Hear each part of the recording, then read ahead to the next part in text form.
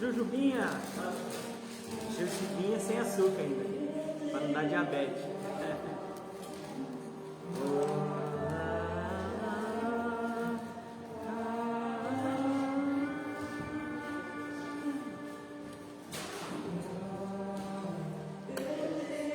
Esperar os irmãos sentarem.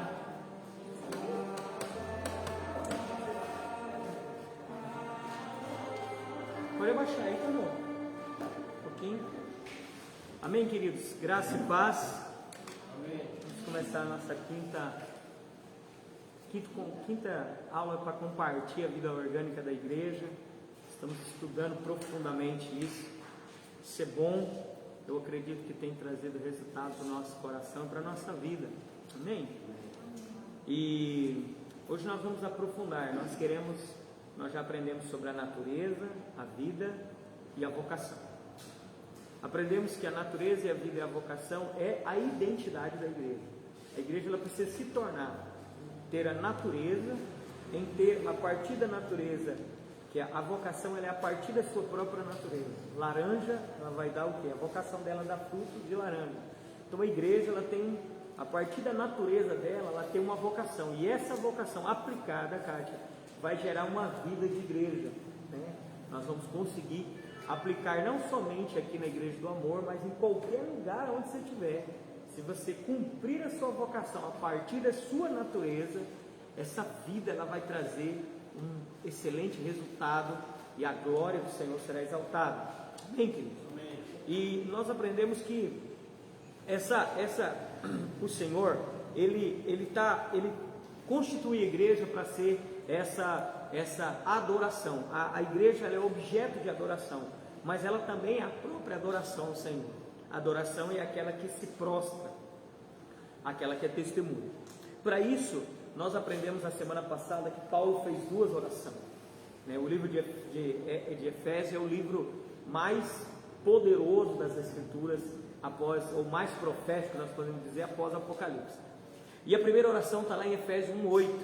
1:18, eu queria que você abrisse aí para nós partirmos desse princípio, que ele diz assim,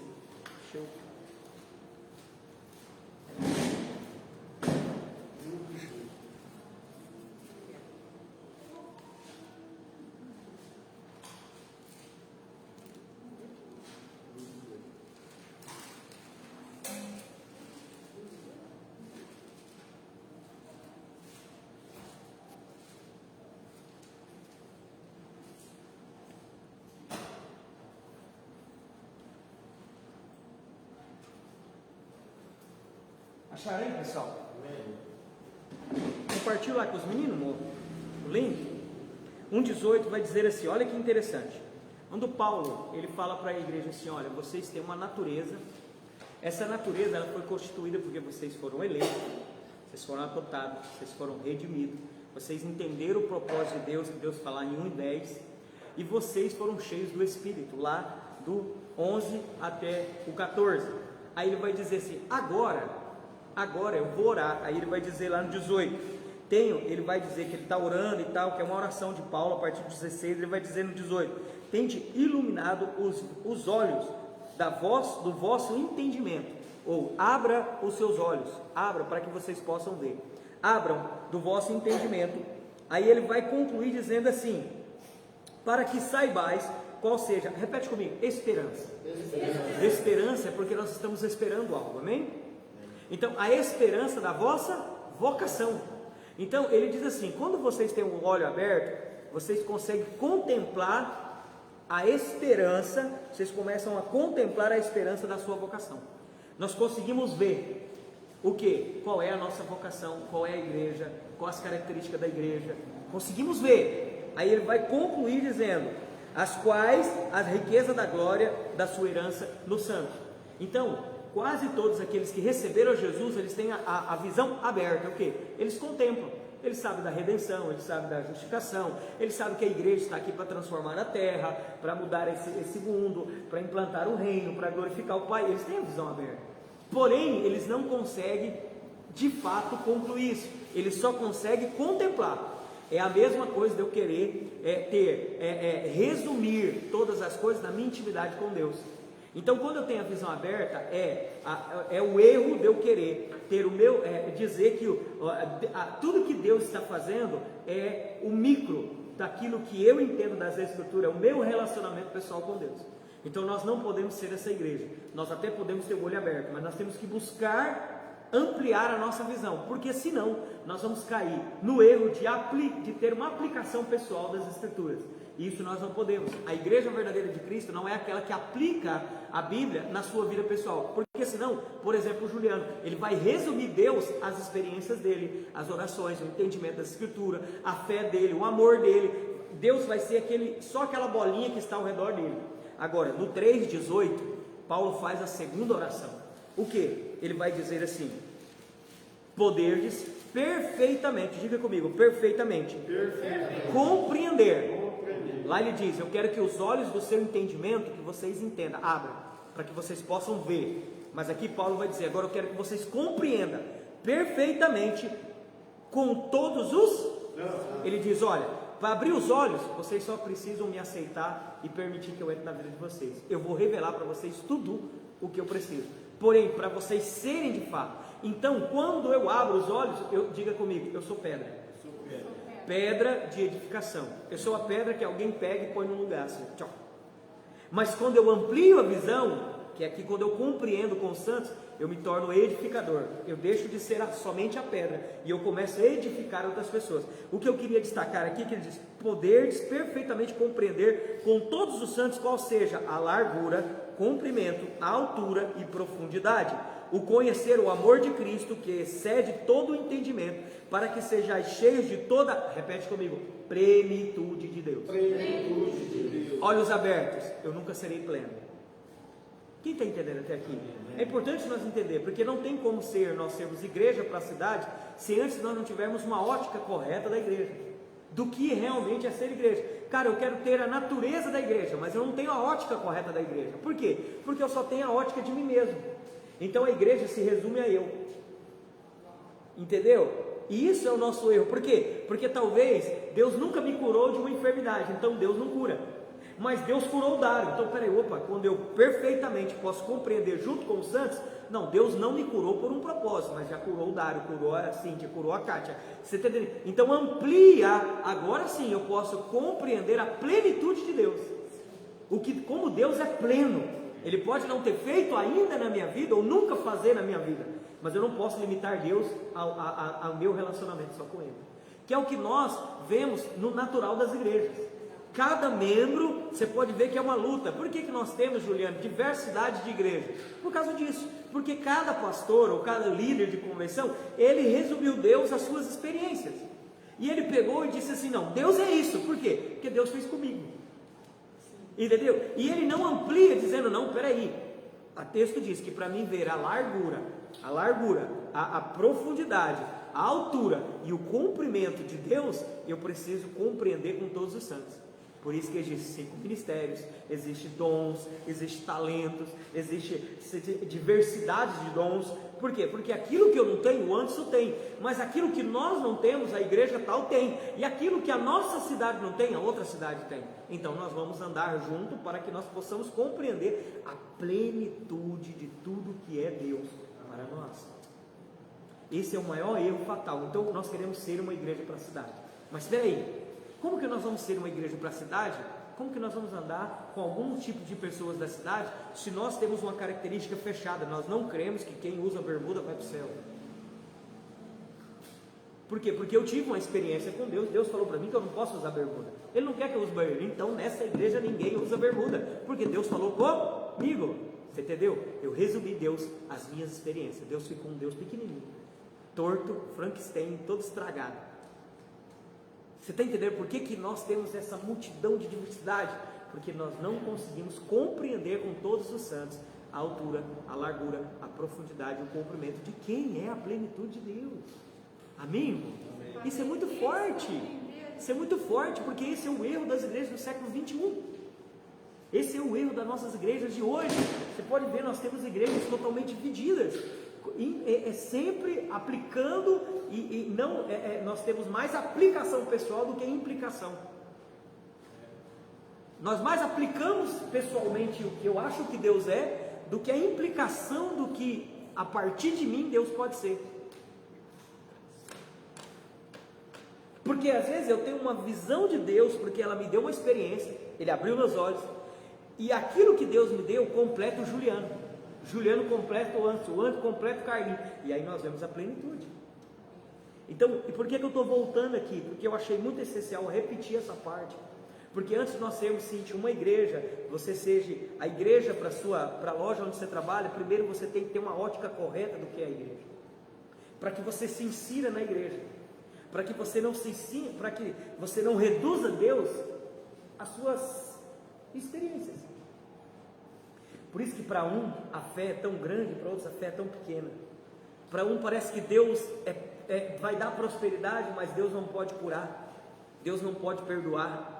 Para uns Deus vai mandar todo mundo para o inferno, vai salvar só alguns. Por quê? Porque é aplicação pessoal. Entendeu até aí, irmãos?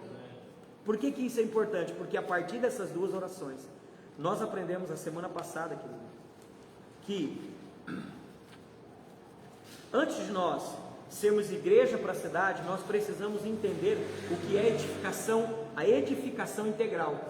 Deus não está edificando só o ministério do louvor, Deus não está edificando só o apostolado, Deus não está edificando só cura, só libertação, só ação social, só ajudar os pobres.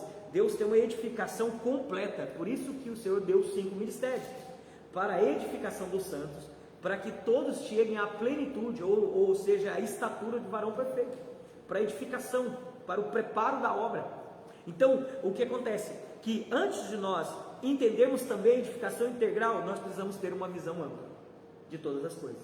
Quando nós não temos uma visão ampla de todas as coisas, nós não conseguimos entender o que está acontecendo.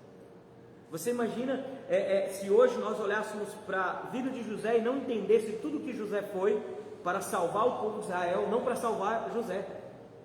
Quando o Senhor está trabalhando comigo, Ele não está fazendo algo para mim, Ele está fazendo algo para a visão global, para o todo. Então eu preciso primeiro, antes de eu ser uma igreja para a cidade, eu preciso entender que Deus está edificando, tem uma edificação integral para todos. E antes de eu entender a edificação integral, eu preciso aprender a ter uma visão ampla, não uma visão aberta.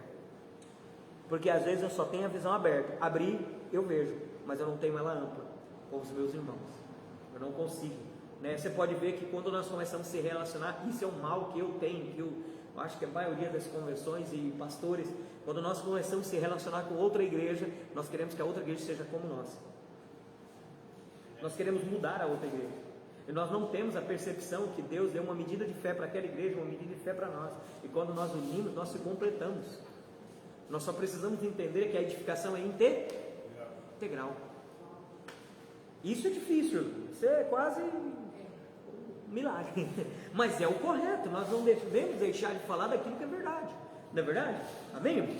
Então tá, aprendemos tudo isso a semana passada, da aplicação e da implicação, né? A aplicação, Jesus amou o mundo. Então, por exemplo, quando eu aplico pessoalmente, eu acho que Jesus me amou, mas a Bíblia não diz isso, a Bíblia diz que Jesus amou o mundo, essa é a aplicação do texto. E a implicação? Eu faço parte do mundo, então Ele também me amou.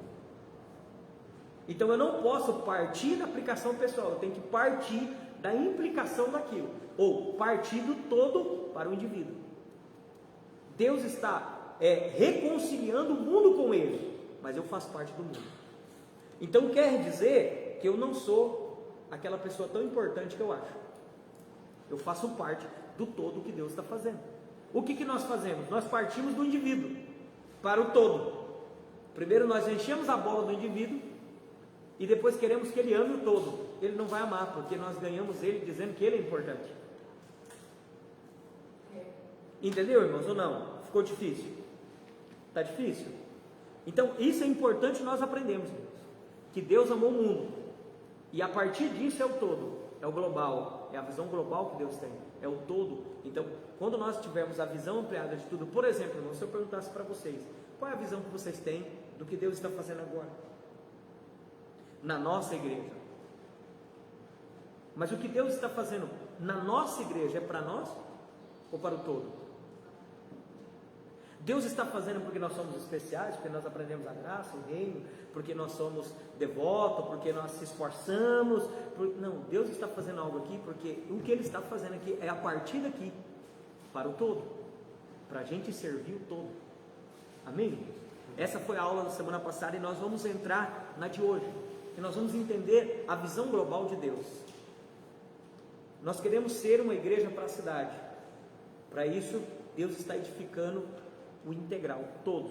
Por que integral? Porque Ele não está edificando a igreja de Colorado, Ele está restituindo, ou Ele está reconciliando o mundo com Ele, e Ele está restaurando tudo aquilo que estava caído, e Ele está dando vida àquilo que estava morto. Então, o Senhor tem um projeto que não começou há 3 anos atrás, mas começou há 6.000 anos atrás, na eternidade passada. Amém, irmãos? E nós vamos partir disso. Eu quero que você entenda, primeiro, que o agir de Deus atua em lugares e pessoas específicas. O Senhor chama um lugar ou uma pessoa, porém Ele não chama esse lugar específico, mas o seu alvo sempre é global. Então Ele chamou Adão, mas pensando na humanidade. Ele chamou Adão e disse: Adão, eu vou edificar você, mas você é a humanidade, é a representação da humanidade.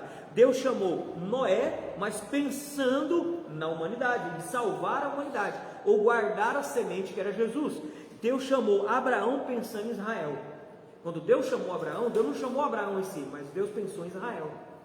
Amém, irmão? Não. Quando Deus chamou a nação de Israel, Ele pensou em um testemunho para as nações, porque Israel foi chamado para ser reis e sacerdote, para que todos que olhassem para Israel contemplassem como que uma nação deveria adorar a Deus.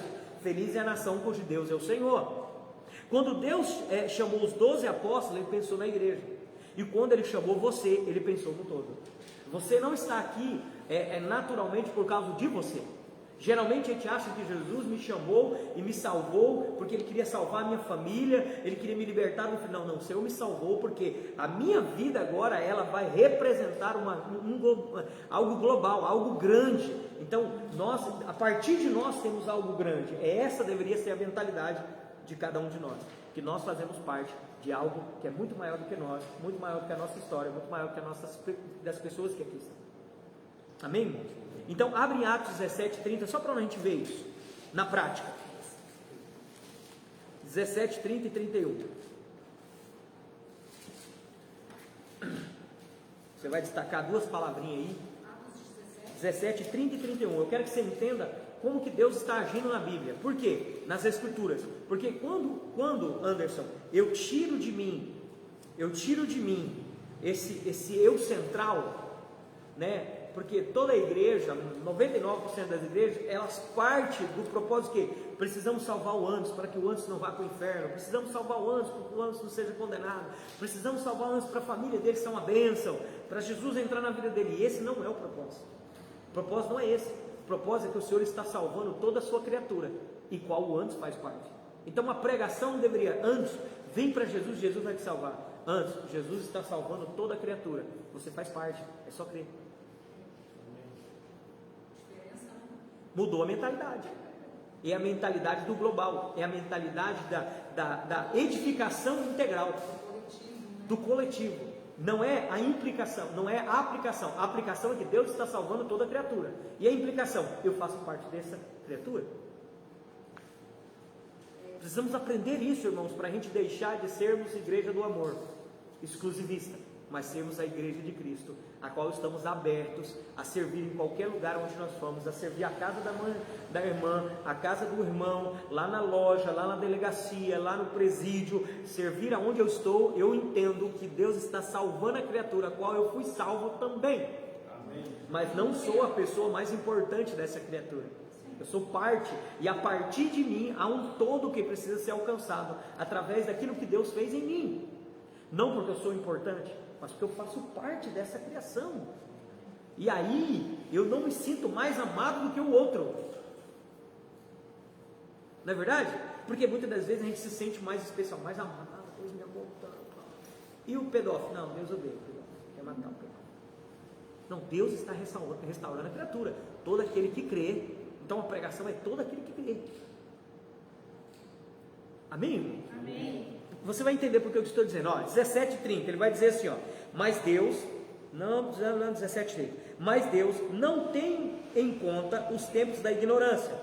Ordena agora a todo homem, em todo lugar, que se arrependa.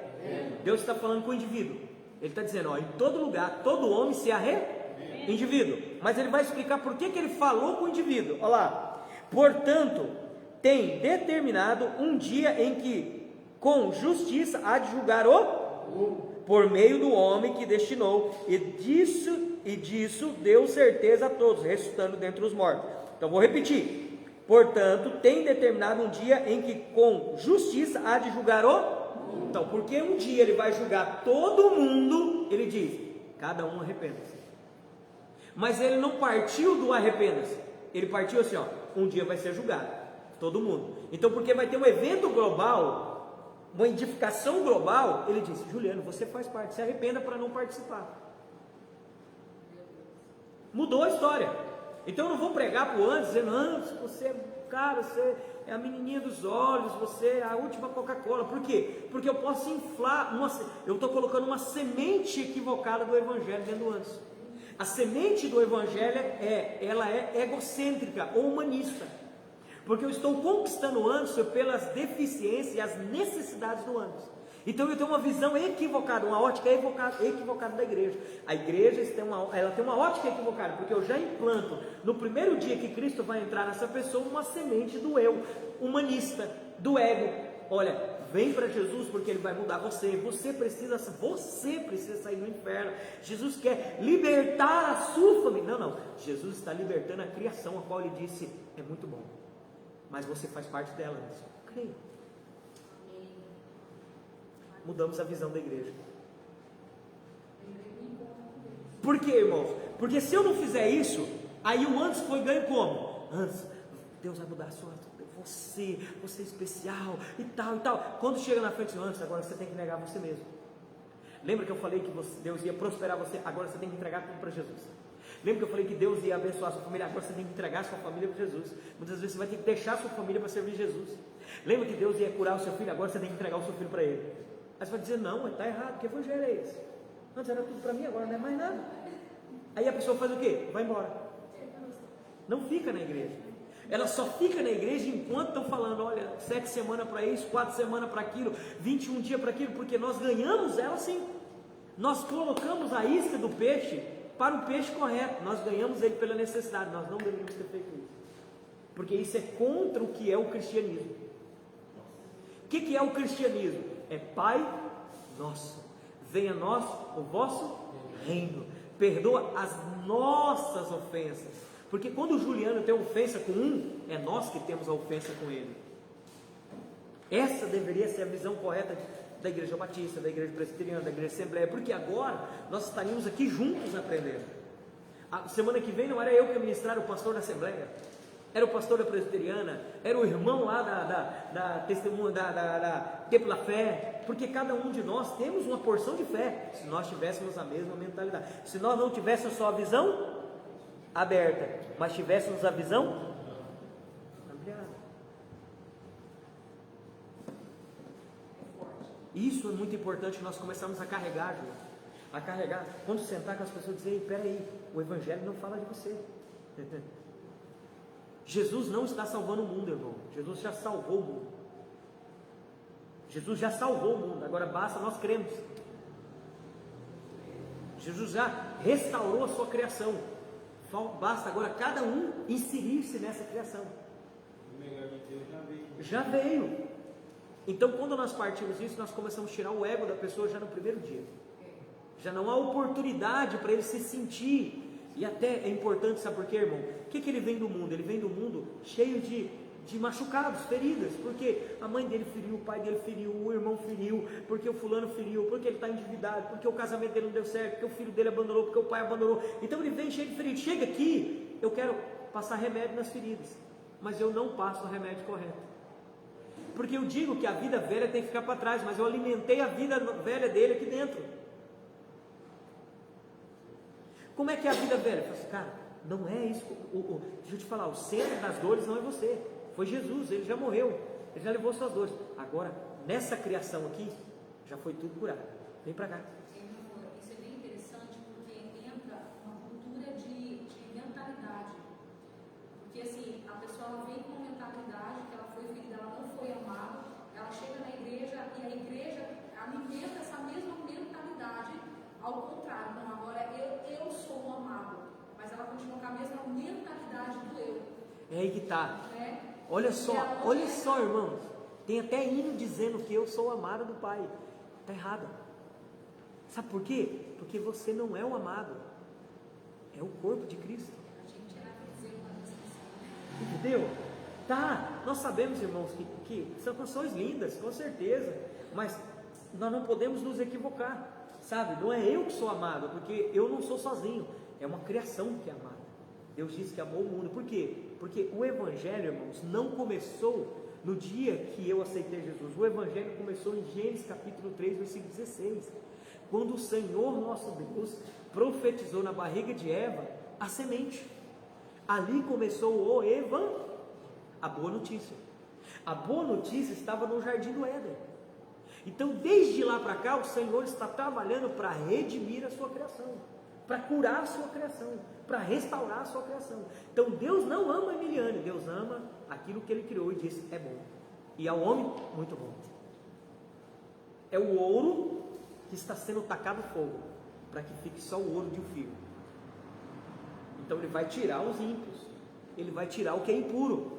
Entende, irmão? Então, nós precisamos, quanto igreja, as pessoas que estão ao nosso redor, as pessoas que se sentam na nossa mesa, as pessoas que saem com a gente, começarem a introduzir isso, Juliana, começar a falar do Evangelho. Mas eu queria falar para você qual é a natureza da igreja, a vocação da igreja e a vida da igreja. Olha, sabe como que você se tornou a natureza da igreja? Deus te escolheu, Deus te elegeu, Deus te redimiu. Olha, Deus contou para você o plano dele e Deus te encheu do Espírito. A sua vocação agora é a partir da sua natureza. Por quê? Qual é a minha vocação? Ensinar os santos a como ser filhos de uma grande família para o Pai, ensinar os santos como ser esposa para Cristo, ensinar os santos que você é uma habitação eterna de Deus. Essa é a minha vocação. Então, a partir da minha natureza, eu encontrei a minha vocação. E ensinando a minha vocação, nós temos uma vida de igreja. Agora o Juliano tem outra. Tem uma vocação dentro dessa natureza. Entendeu, não, irmão? Então, quando nós começamos a compreender isso e passar isso adiante, olha, irmãos, deixa eu te falar, você precisa aplicar o Evangelho a você, mas você precisa entender que há uma implicação a partir de você. Olha, você precisa entender, irmãos, que o que Deus te deu não te deu para você, Ele deu para o todo. Olha, você precisa entender, querido, que Deus te chamou para um propósito maior. Noé não chamou para salvar a família dele, irmão. Apesar da família dele foi salva na arca, Noé foi chamado para guardar a semente de Jesus, que salvaria toda a humanidade, a qual Noé fazia? Entendeu, irmão? Isso é muito bom, cara. Eu fico contente com isso aí, que isso aí vai tirando a gente do centro e vai colocando Jesus no centro de todas as coisas. Amém, querido? Então, a aplicação do Evangelho, como que eu poderia aplicar o Evangelho? Abra sua Bíblia aí, Miriam, em Colossenses capítulo 1, versículo 20. E irmã Andressa, abre em Romanos 10, 8, 13. Então eu quero que você entenda a aplicação desse Evangelho. Quando Paulo está falando do Evangelho, Paulo foi o que mais falou do Evangelho cristocêntrico, a redenção de toda a criação. Como? Por exemplo, Colossenses capítulo 1, 20, o que vai dizer lá? Eu pedi para Emiliane, foi Emiliane? Deixa os irmãos achar. Colossenses está depois de Filipenses.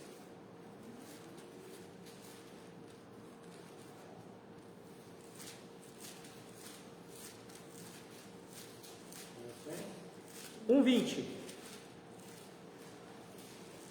Pode ler?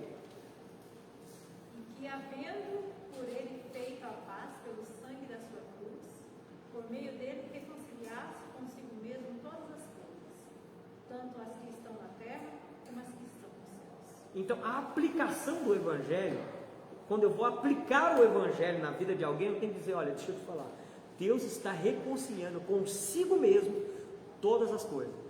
Repete comigo, Deus está reconciliando consigo mesmo todas as coisas, as que estão no céu, as que estão na terra. Então não fala de você, Cíntia. Não fala de você, irmão. Deus está reconciliando tudo. Agora, qual é a implicação? Aí nós vamos ler Romanos daqui a pouquinho. Então é Ele que está reconciliando consigo mesmo. Em Cristo, claro, nós sabemos que é em Cristo. Todas as coisas que estão no céu e na terra. Essa é a aplicação do Evangelho. Se eu fosse falar do Evangelho da graça, essa é a aplicação. Que Deus está reconciliando consigo mesmo todas as coisas que estão no céu e na terra, a qual é um favor que nós não vemos em Cristo, a graça, o Evangelho da graça. Se eu fosse falar do Evangelho do reino, eu ia dizer, e agora Deus destinou o reino a essa criação. Como? Implantando o governo dele aqui na terra, para que essa criação seja testemunha para todas as outras criações, que o governo de Deus é chegado. Entendeu ou não? Agora, e a implicação disso? Como que isso implica na vida das pessoas? Romanos 8, 10, né? Romanos 10. Quem encontrou aí? Romanos 10, versículo de 8 a 13. É, mas acho que é 10, né? Deixa eu ver aqui, que eu estou com a memória meio viajada. É, 10. É isso mesmo, do 8 até o 13. Isso. Mas que diz? Lê. Mas que diz, a palavra está junto de ti, na tua boca e no teu coração. Esta é a palavra da fé que pregamos. A saber, se com tua boca confessares ao Senhor Jesus e em teu coração creres que Deus o ressuscitou entre os mortos, serás salvo. Visto que... Como você sabe que essa é a única maneira da pessoa ser salva, né? Essa é a única maneira. Ele precisa confessar com a boca que o que Jesus é Senhor, e em teu coração crer que Deus o ressuscitou dentre os mortos. Não é só dizer assim, eu aceito Jesus, porque nós sempre pregou que eu aceito Jesus. Não é, ele precisa cumprir esse requisito. Ok, será salvo. Visto que com o coração se crê para a justiça e com a boca se faz confissão para a salvação. Porque as Escrituras dizem, todo aquele que nele crê não será confundido. Portanto, não há diferença entre o judeu e o grego, porque um mesmo é o Senhor de todos, rico para com todos e que o invocam. Rico para com todos os que invocam. Porque todo aquele que invocar o nome do Senhor será? Amém. Então presta atenção. A aplicação é, Deus está reconciliando todas as coisas consigo mesmo que estão no céu e na terra. Ponto. A aplicação do Evangelho. Agora a implicação é que todo aquele que confessar, esse será salvo, invocar o nome dele. Porque eu faço parte da criação. Amém? Esse é um ponto importante para nós a partirmos de igreja. Então quando eu for igreja lá fora, por exemplo, quero ser igreja para a cidade, eu vou chegar lá fora, eu vou encontrar pessoas religiosas, pessoas machucadas, pessoas feridas, e eu não posso alimentar as feridas, porque o evangelho desse século é alimentar as feridas. Não, te ofenderam. Não, Jesus nunca te ofenderia. Mentira, irmão, a Bíblia inteira ofende a gente. É ou não é? A Bíblia inteira nos ofende. Se você for pregar a Bíblia, o cara todo dia sai daqui com raiva. E não vai nós vamos dizer, Jesus nunca vai te abandonar. Não, irmão, Paulo não estava sozinho na prisão? Estevão não foi apedrejado sozinho? Elias não ficou na caverna lá, debaixo da árvore, pedindo para morrer? Não é, nem sempre aquilo que nós falamos bonito é a verdade. Muitas das vezes Deus vai deixar Juliano sozinho. Por quê? Para ver a pressão que o Juliano aguenta. Esse jamais te abandonará, ele jamais vai deixar de ser pai. Jamais ele vai deixar de ser pai, ele nunca vai te deixar no inferno, ele nunca vai jogar nos lagos de fogo. Vai estar presente em certos momentos. Só que em alguns momentos ele não vai estender a mão para você, porque ele precisa que você passe por isso. Como Jesus na cruz. O que Jesus falou na cruz? Eli, Eli, labaxatani, alabaxatani, labaxabatani. Depois nós vamos ler lá. Deus meu, por quê? Você pode ver que ele não chamou Deus de pai. Ele chamou Deus de Deus meu, não pai. Depois ele vai dizer, pai, em tua mão entregue meu espírito. Por quê? Porque em alguns momentos ele precisa permitir que nós, claro, mano. Ele precisa permitir que nós se sentimos esse lugar, onde, por exemplo, Cristo lá no Getsemane, Cristo suou sangue, irmão. Entendeu? Então, o que acontece nesse aspecto? A aplicação e a implicação. A aplicação, Cristo está salvando, Deus está salvando o mundo. Implicação, você faz parte do mundo, quer crer? E aí eu não alimento as feridas das pessoas, eu não alimento os problemas das pessoas. E essa é a mentalidade da iniquidade. Como diz, né, é um sofisma, né? É uma verdade travestida, né? É uma verdade travestida de mentira. Quem gostava de falar isso era o pastor Messias. Sofisma. É uma verdade travestida, ela está travestida de mentira, né? Ô Cíntia, vem Cíntia, Deus vai curar a sua depressão. Irmão, quanto crente é depressivo? Então esse Deus é mentiroso. Mas por quê? Porque nós colocamos um evangelho mentiroso na pessoa. Cara, Paulo, quando estava sozinho, quando ele está lá sozinho, todo mundo me abandonaram. Demas voltou para o mundo, fulano foi para a Delmácia. Se Paulo estava que jeito? Paulo estava depressivo. Ele só não tinha abandonado a fé. O que ele diz? Corri a carreira, combati o bom combate. A única coisa que eu guardei, filho, foi a fé. Que até os amigos me abandonaram. Você entendeu? Lógico que ele sabia que Deus estava com ele, mas era um momento dele. Era um momento, sabe, irmão, que eu vejo Paulo nesse momento? Era o momento de Paulo dizer assim: não tenho nada, daqui só vou levar minha fé. Não tenho casa, não tenho mulher, não tenho filhos, não tenho bens, não tenho carro, não tenho dinheiro. Então nada dessa terra eu tenho, eu só tenho a ti.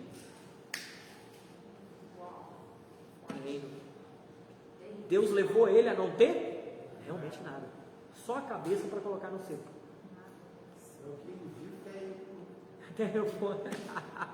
Continuamos. Há 3 aspectos da visão ampliada da igreja. Agora nós vamos ver como ampliar a visão. Nós já temos a visão aberta, nós já compreendemos que Deus está redimindo, reconciliando o mundo com Ele mesmo.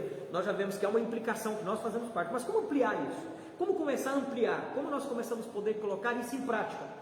Nós não queremos só ter a visão aberta, nós queremos ampliar a nossa visão. Nós não queremos conhecer um Deus a partir somente da nossa aplicação pessoal, do nosso relacionamento, da nossa oração, do nosso amor. Nós queremos conhecer um Deus, a sua plenitude a partir de todos os santos. Queremos conhecer o que Deus tem feito na vida do Ivo, do Anderson, de outras igrejas, de outras cidades, de outras denominações, de outros povos, para que nós possamos compreender como Deus é grande. Irmãos, fala a verdade, quando você ouve assim: olha, Jesus está visitando o pessoal no Oriente Médio, na casa de noite, está pregando e as pessoas estão sendo salvas, estão indo para a igreja ser batizadas, o próprio Cristo. Aí você vai dizer assim: que doideira, mas ele visitou Paulo, salvou Paulo, e pediu para Ananias batizar ele. É o que o Senhor está fazendo hoje. Todo aquele que o Senhor disse que, todo aquele que o Pai me der, nenhum deles se perderá, nenhum deles eu lançarei fora. Entendeu? Então, isso não dá uma fé para a gente? Fala: puxa vida, hein, cara, lá de Jesus está tendo que ir, eu estou aqui parado, não estou indo. Não dá uma revolta? É interessante, eu contei esse testemunho, né, que Deus estava visitando casas, missões, e pessoal no Oriente Médio. No Oriente Médio, eu contei isso para uma pessoa e ela falou assim: eu não acredito. Meu Deus. Aí eu falei: mas por que você não acredita? Porque as pessoas inventam muita história, já vi pastores inventando muita história e tal. Se limitou a si mesmo. A si mesmo. Experiências de. Quer dizer, ela não leu a Bíblia, né? Ela não leu a Bíblia, porque Paulo, o próprio Cristo apareceu para ela. Por quê? Porque assim, Juliano, vai ser interessante, porque assim, vai chegar tempo que isso vai ser natural no nosso meio, gente. Sabe por quê? Porque de todos aqueles que o Pai me deu, nenhum lançarei fora, nenhum vai se perder. O Senhor, nem que o Senhor usa um rato, usa uma barata, usa uma borboleta, usa uma flor, usa uma canção do Cazuza, usa uma canção do Raul Seixas. O cara vai ouvir aquela canção do Raul Seixas: quero Jesus, vai aceitar Jesus. Eu não sei como ele vai usar. Por quê? Às vezes os profetas não querem falar, então ele vai usar as pedras. Entendeu? Pode acontecer, irmão. Por quê? Porque o mundo tem nos desgastado. O mundo tem nos desgastado. Qual que é a visão da igreja? Por que nós precisamos ter uma visão ampla? Porque uma igreja sozinha não consegue fazer. Porque o mundo nos desgasta, é trabalho, é não sei o que, é concurso, é estudar, é prova, é conta, é água, é luz, é telefone, é PTU, é PTA, é PTF, PTG, PTJ, é tanto PT que eu nunca vi. Então, isso nos desgasta e a igreja está tão saturada que ela não consegue fazer todas as coisas. Por isso que nós temos que ter uma visão. Os irmãos já estão investindo lá nos índios, já estão. Me chamaram para ir lá nos índios, eu não vou, por quê? Porque eu já tenho um irmão lá, já tenho os irmãos, vamos em outro lugar, porque nós temos que ter a visão. Não, nós estamos investindo lá nas missões, outros vão investir em outro lugar. O apóstolo aqui investe na África, você entendeu, irmão? Nós temos que ter a visão ampliada, porque senão nós vamos morrer tentando fazer todas as coisas e não vamos conseguir fazer nada, porque nós vamos achar que nós somos exclusivos, né? Está entendendo? Assim, tá compreendendo o que é ser igreja? A gente precisa, ou seja, a gente precisa dar honra ao que os outros também estão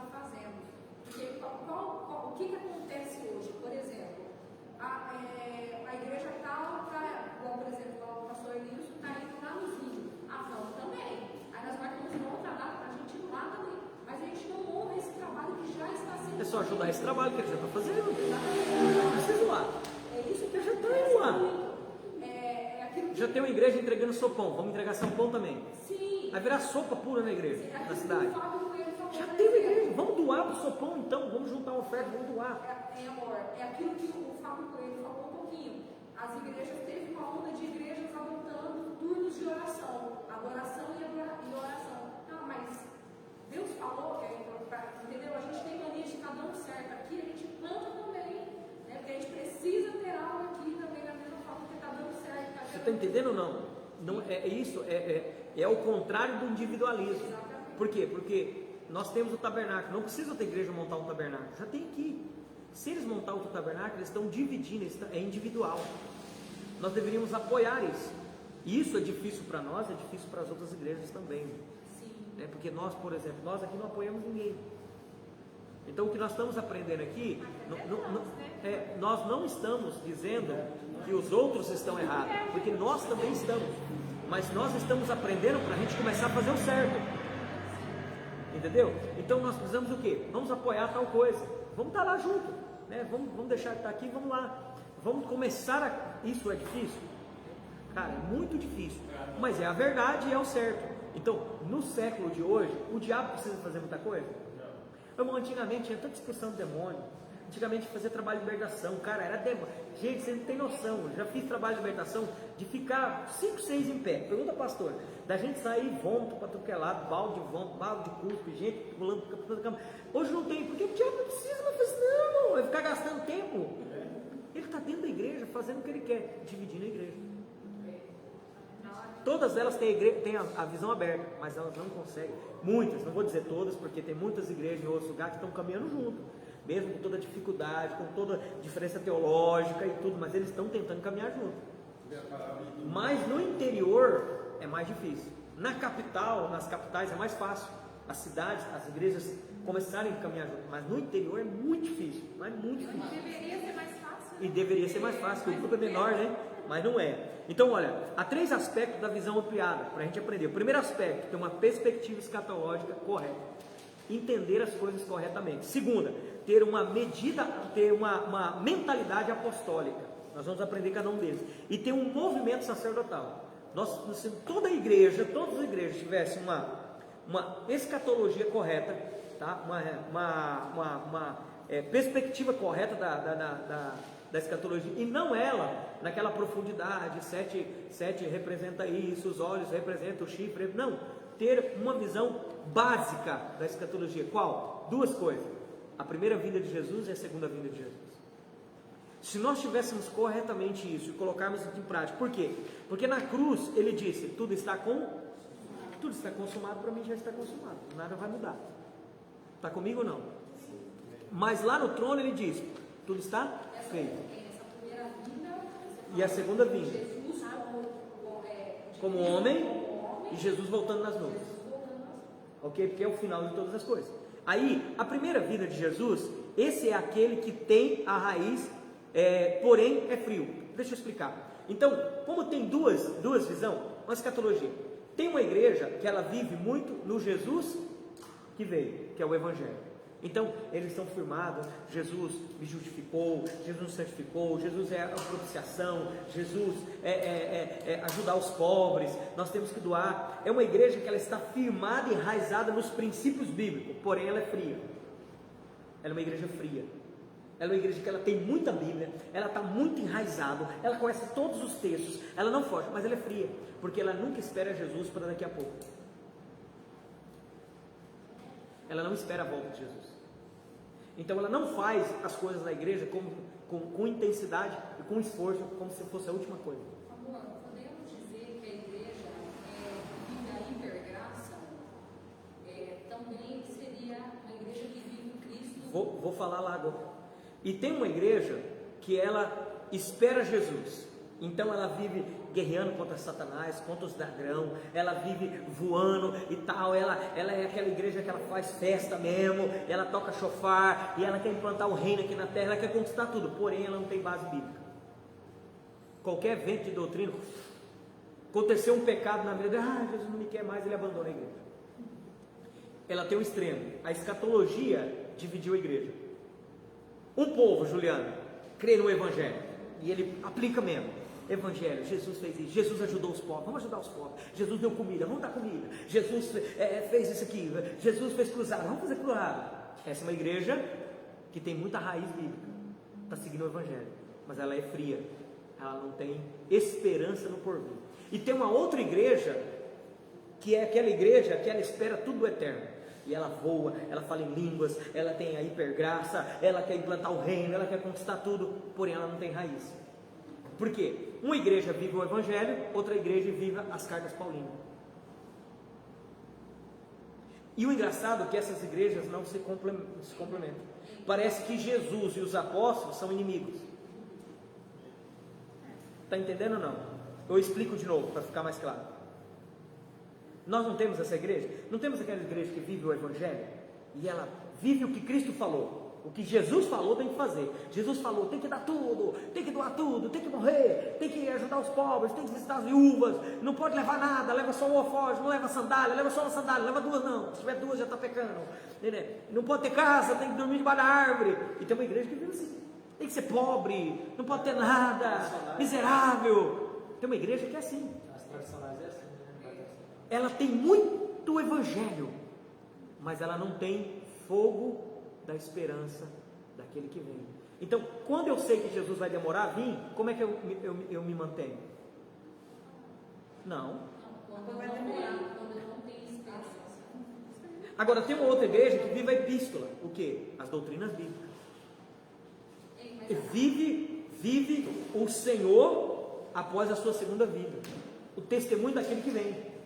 Nós não podemos nem só viver os evangelhos e nem só viver as epístolas. Nós temos que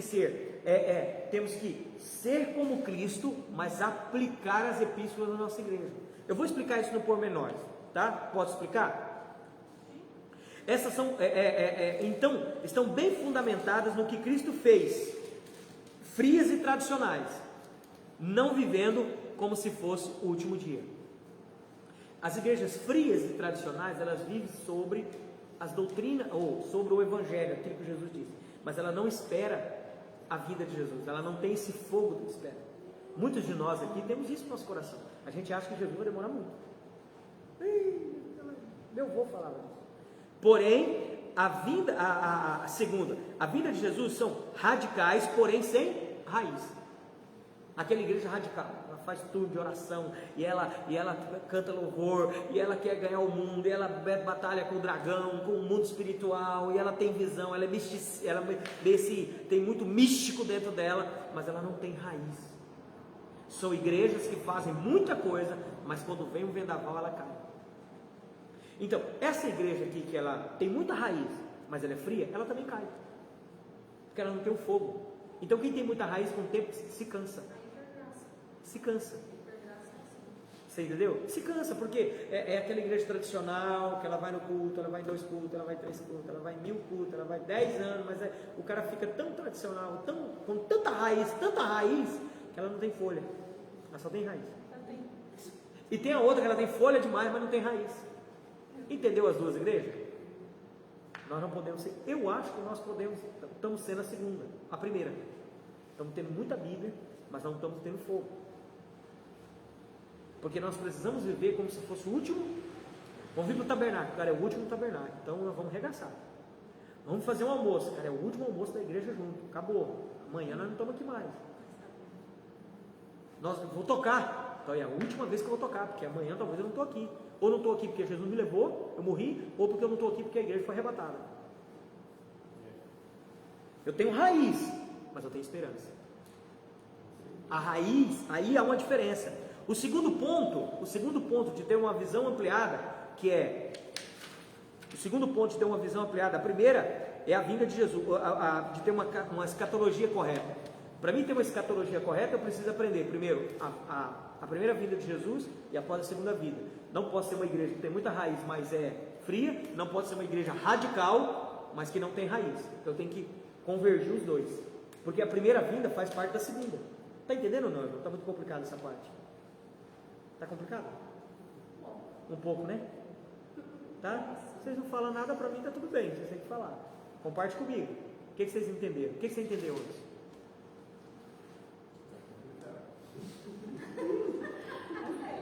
Tá, então anota aí, ó. Escatologia, uma perspectiva escatológica. O que é escatologia?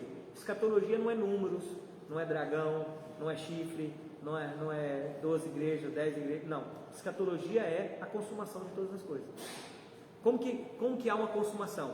É Cristo que veio a primeira vez para implantar o reino e Cristo que vai voltar para concluir todas as coisas. Essa é a escatologia. Se nós já entendemos essas duas coisas, entendemos tudo da escatologia. Amém? Dentro dessas coisas, nós percebemos que a igreja se dividiu. Ela não tem uma escatologia consumada, ela não tem uma escatologia unida. Ela tem ou uma igreja tem a escatologia firmada na primeira vinda de Jesus, que Jesus veio na terra, foi aquele homem de dores, então todo mundo tem que sofrer. E tem uma igreja que vive a segunda vinda de Jesus, que é misticismo, que é tudo espiritual e essas batalhas. E aí, essa igreja que ela é firmada no Jesus que veio, no Jesus encarnado, ela é uma igreja que tem muita raiz, porque ela faz o que Jesus mandou, mas ela é muita raiz, mas ela não tem fogo, ela não tem o fogo do Espírito. Porque o que é o fogo do Espírito? É a esperança daquilo que vai se concluir.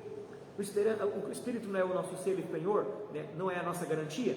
Agora, a outra igreja é aquela igreja que ela tem muito fogo, muita expressão, ela faz muito, ela luta, ela faz campanha de guerra espiritual, ela tem apóstolo, ela tem profeta, mas só que ela não tem raiz. São igrejas que não estudam as escrituras, aquilo que Cristo disse, e não aplica as epístolas. Então tem uma igreja que ela vive o evangelho e tem uma igreja que vive as epístolas. E isso é problema, porque Cristo nunca está contra os apóstolos, pelo contrário, Cristo comissionou os apóstolos, é a continuação. Então eu tenho que estar firmado nas raízes, ter uma boa escatologia, quando Cristo estava aqui, do que Cristo falou, mas eu tenho que ter uma boa doutrina da esperança do que vai vir sobre nós, para que a igreja seja completa. Assim, podemos dizer, não, que podemos, assim, um exemplo assim, para ver se está entendido. Só de você falar, a escatologia para ter uma perspectiva escatológica, primeiro, eu preciso ter uma convicção da primeira e da segunda vinda de Jesus, e ter as duas juntas, numa só igreja, praticar o evangelho, mas nunca esquecer da doutrina. Amém, irmãos? Essa seria a consumação. Tem muita igreja que tem muito evangelho, no sentido como Cristo na primeira vinda. Como que Cristo foi na primeira vinda, por exemplo? Cristo era um homem que usava, era um homem simples, era um homem que ajudava os pobres, era um homem que falou, não tinha igreja na sua época. Então tem muita gente que vive dessa forma. Tem uma igreja que é assim, que ela segue Jesus antes da vinda. E Jesus antes da vinda é o que? É o Jesus de dores, é o Jesus que tem limitações, é o Jesus, e esse evangelho aqui também não é o evangelho completo. Tem igrejas, por exemplo, eu preciso pagar para receber, eu preciso fazer campanha, eu preciso, você está entendendo? Essa igreja aqui, ela é uma igreja incompleta, Jesus antes de morrer. E tem uma igreja que vive a hipergraça, que é o contrário, pastor. A hipergraça, que é o completo. Jesus já fez tudo, mas agora eu fico voando. Então, Jesus já pagou todos os meus pecados, Jesus já venceu, Jesus já fez, e eu não tenho raiz. Então é aquela igreja relativada, ela é relativa, é uma igreja que aceita tudo, é uma igreja que aceita casamento gay, uma igreja que não fala, você entendeu? Por quê? Porque ela está vivendo essa coisa aqui. Então eu não posso ser essa e não posso ser essa, eu tenho que ser as duas juntas. Não sei se eu consegui me explicar agora, ou se ficou mais complicado. Pode falar, amor. Não, porque assim, eu estava olhando, por exemplo, na visão assim, por exemplo, a igreja que vive a perspectiva da segunda vinda, não seria aquela igreja que ela se prepara, que ela se guarda, que ela se mantém, que ela fica nessa esperança? Depende. Porque assim, eu falo a hipergraça, porque a hipergraça não tem essa esperança, ela não se prepara. Depende, Quem vive porque a assim, hipergraça. o que nós precisamos entender é que existe os 4 evangelhos, que é a história de Jesus, e existe as epístolas, o que são as epístolas? São as doutrinas para a igreja. Então nós temos igrejas tradicionais. Quais são as igrejas tradicionais que nós podemos dizer? Por exemplo, Primeira Batista, ela é ótima de Bíblia, ela tem raiz, ela prega o evangelho, só que ela não tem o fogo da esperança. Então as pessoas, elas estudam tanto que elas começam a perder a esperança da volta de Jesus, ela perder a esperança dos dons, entendeu? Ela fica uma igreja fria, com muita raiz, mas fria. Nem ter muita raiz quer dizer que, por exemplo, os 4 evangelhos, você viver os 4 evangelhos não quer dizer que você vive o evangelho, porque o evangelho não se resume aos 4 evangelhos. E tem pessoas que vivem só as epístolas, só esse movimento a qual Paulo fala da nossa eternidade, e ele não vive com os pés no chão. Por quê? Porque, irmãos, eu vivo lá em cima, mas trazendo o reino para a terra, para trazer raiz para a terra. Então eu não posso nem só ter raiz e ser frio, mas eu também não posso ter muito fogo e não ter raiz. Por quê? Você já viu que as pessoas que ela é cheia de fogo, que ela profetiza, que ela vai e ela pula, mas quando vem um problema, ela cai? São essa igreja, entendeu? É uma igreja que ela se baseia nessa, que Jesus já fez tudo, e ela não se preocupa ter raiz para cumprir o propósito aqui na terra. Cada um de nós temos que viver na terra, irmãos. Nós não vamos ser tirados da terra assim. A terra é nossa, entendeu? Agora, um lado e o outro. Então, eu vejo hoje essa divisão na igreja. Uma igreja que vive aqui com uma raiz tão profunda, que é tão profunda que acaba sendo chato, acaba sendo frios, pessoas sem fogo, sem química, sem amor. E tem umas pessoas aqui que elas são tão fera, mas quando realmente vem uma perseguição, elas não aguentam. E se eu não tiver essa visão, a minha visão ampla é o quê? É eu não ser nem só cheio de raiz e frio, mas nem só fogo e sem raiz. Entendeu, não? Tem diferença, né? Tipo assim, a primeira pessoa tem a graça superabundante, ela relaxa, e vai só seguindo a palavra, e vai relaxando ali, confiando em Cristo, e a outra pessoa está ansiosa, está tão ansiosa que na primeira batalha já está com grau de ansiedade lá de cima. Por exemplo, nós podemos, para não citar o nome porque está gravando, nós temos igreja que ela tem várias cruzadas, ela tem vários cultos, se chama pastor de fora, e eles pulam, e eles gritam, e eles são essa igreja aqui que tem muito fogo, mas ela não tem raiz. Então quando vem uma perseguição, quando vem um Covid, quando vem uma falta financeira, quando vem o pastor cai em adultério, acaba a igreja, porque ela não teve raiz. O pastor cair em adultério, isso não é segredo não, isso tem até na época de Jesus, os apóstolos, né? Se é uma igreja sadia, o que ela vai fazer? Ela vai sarar o pastor, ela vai cuidar do pastor que caiu, porque ele teve um erro como você mentiu. Seu erro de mentir, adultério é a mesma coisa. Mas uma igreja que ela não tem maturidade, ela vai dar uma bica no pastor, vai acabar com a vida da família do pastor, e você entendeu? Se não causar um escândalo na cidade, que a própria igreja causa escândalo na cidade, e aí acaba com a igreja ainda, porque ela tem muito fogo, mas ela tem pouca raiz. E o que é a raiz? É o evangelho. O que é o evangelho? O amor, a graça, a compaixão, aquilo que Jesus foi. Eu lembrei de uma coisa quando pregava, ele falava, né, que nós não somos desse mundo, ele vivia nessa tecla, né, nós não somos desse mundo. Você está entendendo? O que é o evangelho? Talvez essa frase que estava faltando. O evangelho é o que eles foram. O que eles foram? Amor, compaixão. Ele falou com a prostituta, ele perdoou a prostituta, ele perdoou o endemoniado, ele curou, ele estendeu a mão, ele tinha raiz. O que as pessoas eram não afetava quem ele era. Agora aqui, nas epístolas você vai ver uma igreja de Corinto, por exemplo, que tinha problemas tão grandes, era cheio de dons e maravilhas, mas era cheio de problemas, a ponto de Paulo ter que escrever 2 cartas para elas, exaltando a igreja. Vocês estão entendendo agora a diferença? Essa igreja aqui, ela tinha tudo para ser a melhor igreja, porque ela tinha fogo, ela tinha a Bíblia diz que em ti não se falta nenhum dom, quer dizer, em Corinto tinha todos os dons. Tinha vários profetas que profetizavam, a ponto que pode dizer, irmão, quando um profetizava, por favor, os outros cala a boca, deixa o outro terminar, né? Você entendeu? A igreja de Corinto foi a igreja que mais teve unção, mas é a que mais teve problema. Por quê? Ela tinha muitos dons, mas ela tinha pouco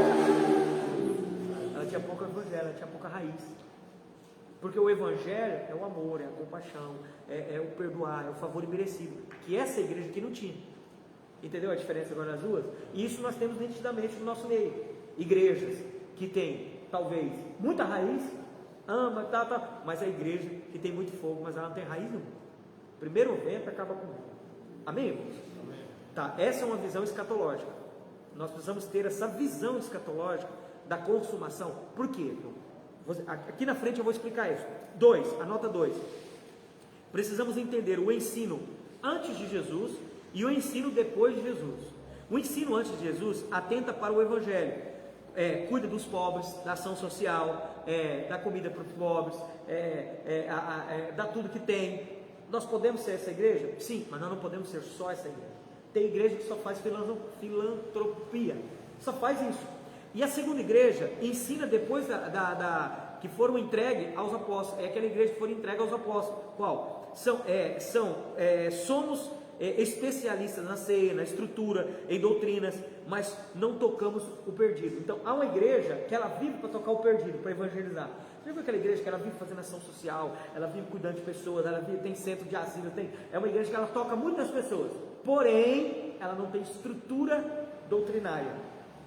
Ela não ensina sobre casamento, ela não coloca os pontos, como é que é a ceia, como que vai ser o rapto, o arrebatamento, porque ela não tem esse conhecimento. Ela se preocupa em tocar nas pessoas. Ela é muito influente na cidade, mas pouca estrutura realmente de santidade. E existe a outra, que ela tem muita estrutura, como nós, ela tem muita Bíblia, mas nós toca pouco nas pessoas lá fora, porque nós não temos ação social.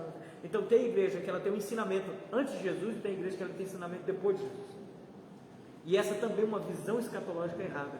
Não é uma ótica perfeita da igreja de Cristo.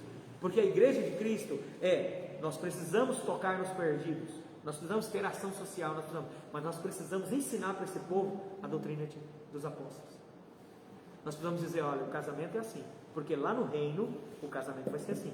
O perdão é assim, não é perdão e nunca mais ver, é perdão, nós temos que amar. Entendeu? Então, nós não podemos ter a ótica correta. Como que eu vou ser uma igreja para a cidade se eu quero tocar o povo, mas não quero ensinar o povo? Porque quando eu toco o povo com ação social, isso é lindo, mas quando eu começo a ensinar, esse povo começa a ir embora. Então, muitas vezes eu estou tocando, eu conheço igrejas que dá sopão, que não sei o que, casaco e tal, mas ele nunca ensina. Ele só fica alimentando os problemas das pessoas. Mas ele não traz a pessoa e diz, peraí, vamos ensinar aqui como é que é as coisas. E existem pessoas que ela nunca toca, mas ela é exclusiva, ela se fecha e ela fica ensinando o povo aqui, como nós ficamos ensinando vocês, mas nós nunca tocamos o povo lá fora.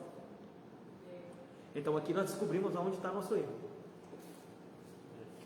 Entendeu? Vocês estão carregados de doutrina, de ensino, das escrituras, forte. Vocês são rocha, mas nós somos tanto rocha que a gente não consegue mais se mover para tocar as pessoas. A gente não consegue lá fora. Quando a gente sai, assim, eu ando bastante, né?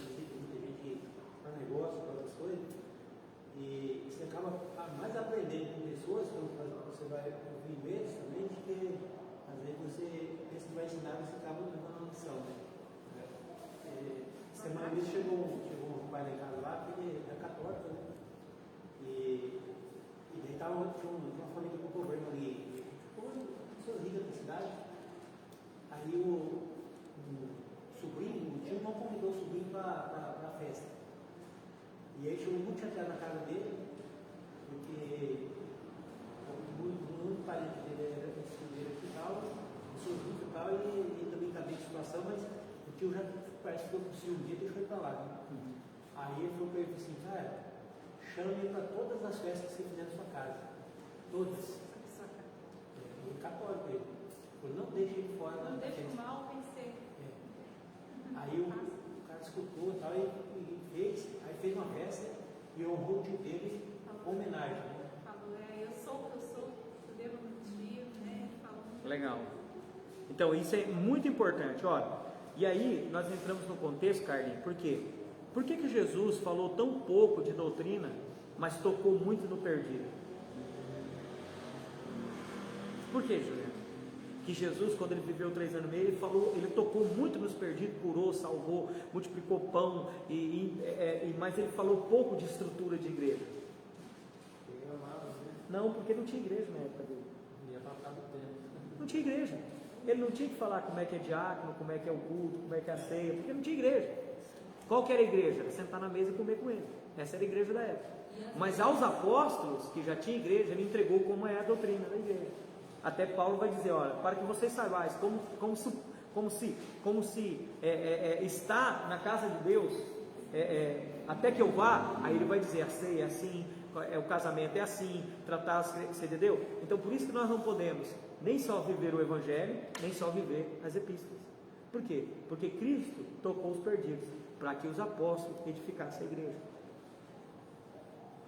Por que eu estou dizendo isso? Porque tem pessoas, tem igrejas que elas se focam no Evangelho, mas elas esquecem que existe uma igreja para edificar, que é a vocação dela. E tem igrejas que focam na edificação da igreja, mas esquecem de tocar os perdidos, que é nós. Que é nós. E isso é um erro. Como que nós vamos sair dessa nhaca que nós entrou? Tendo a visão? Nós precisamos se colar com alguém, começar a andar com alguém que toca muitos perdidos. É interessante que quando fala assim, a gente tem que ter a mentalidade no contexto da igreja, que somos todos, né? Que às vezes nós até praticamos isso no nosso individual.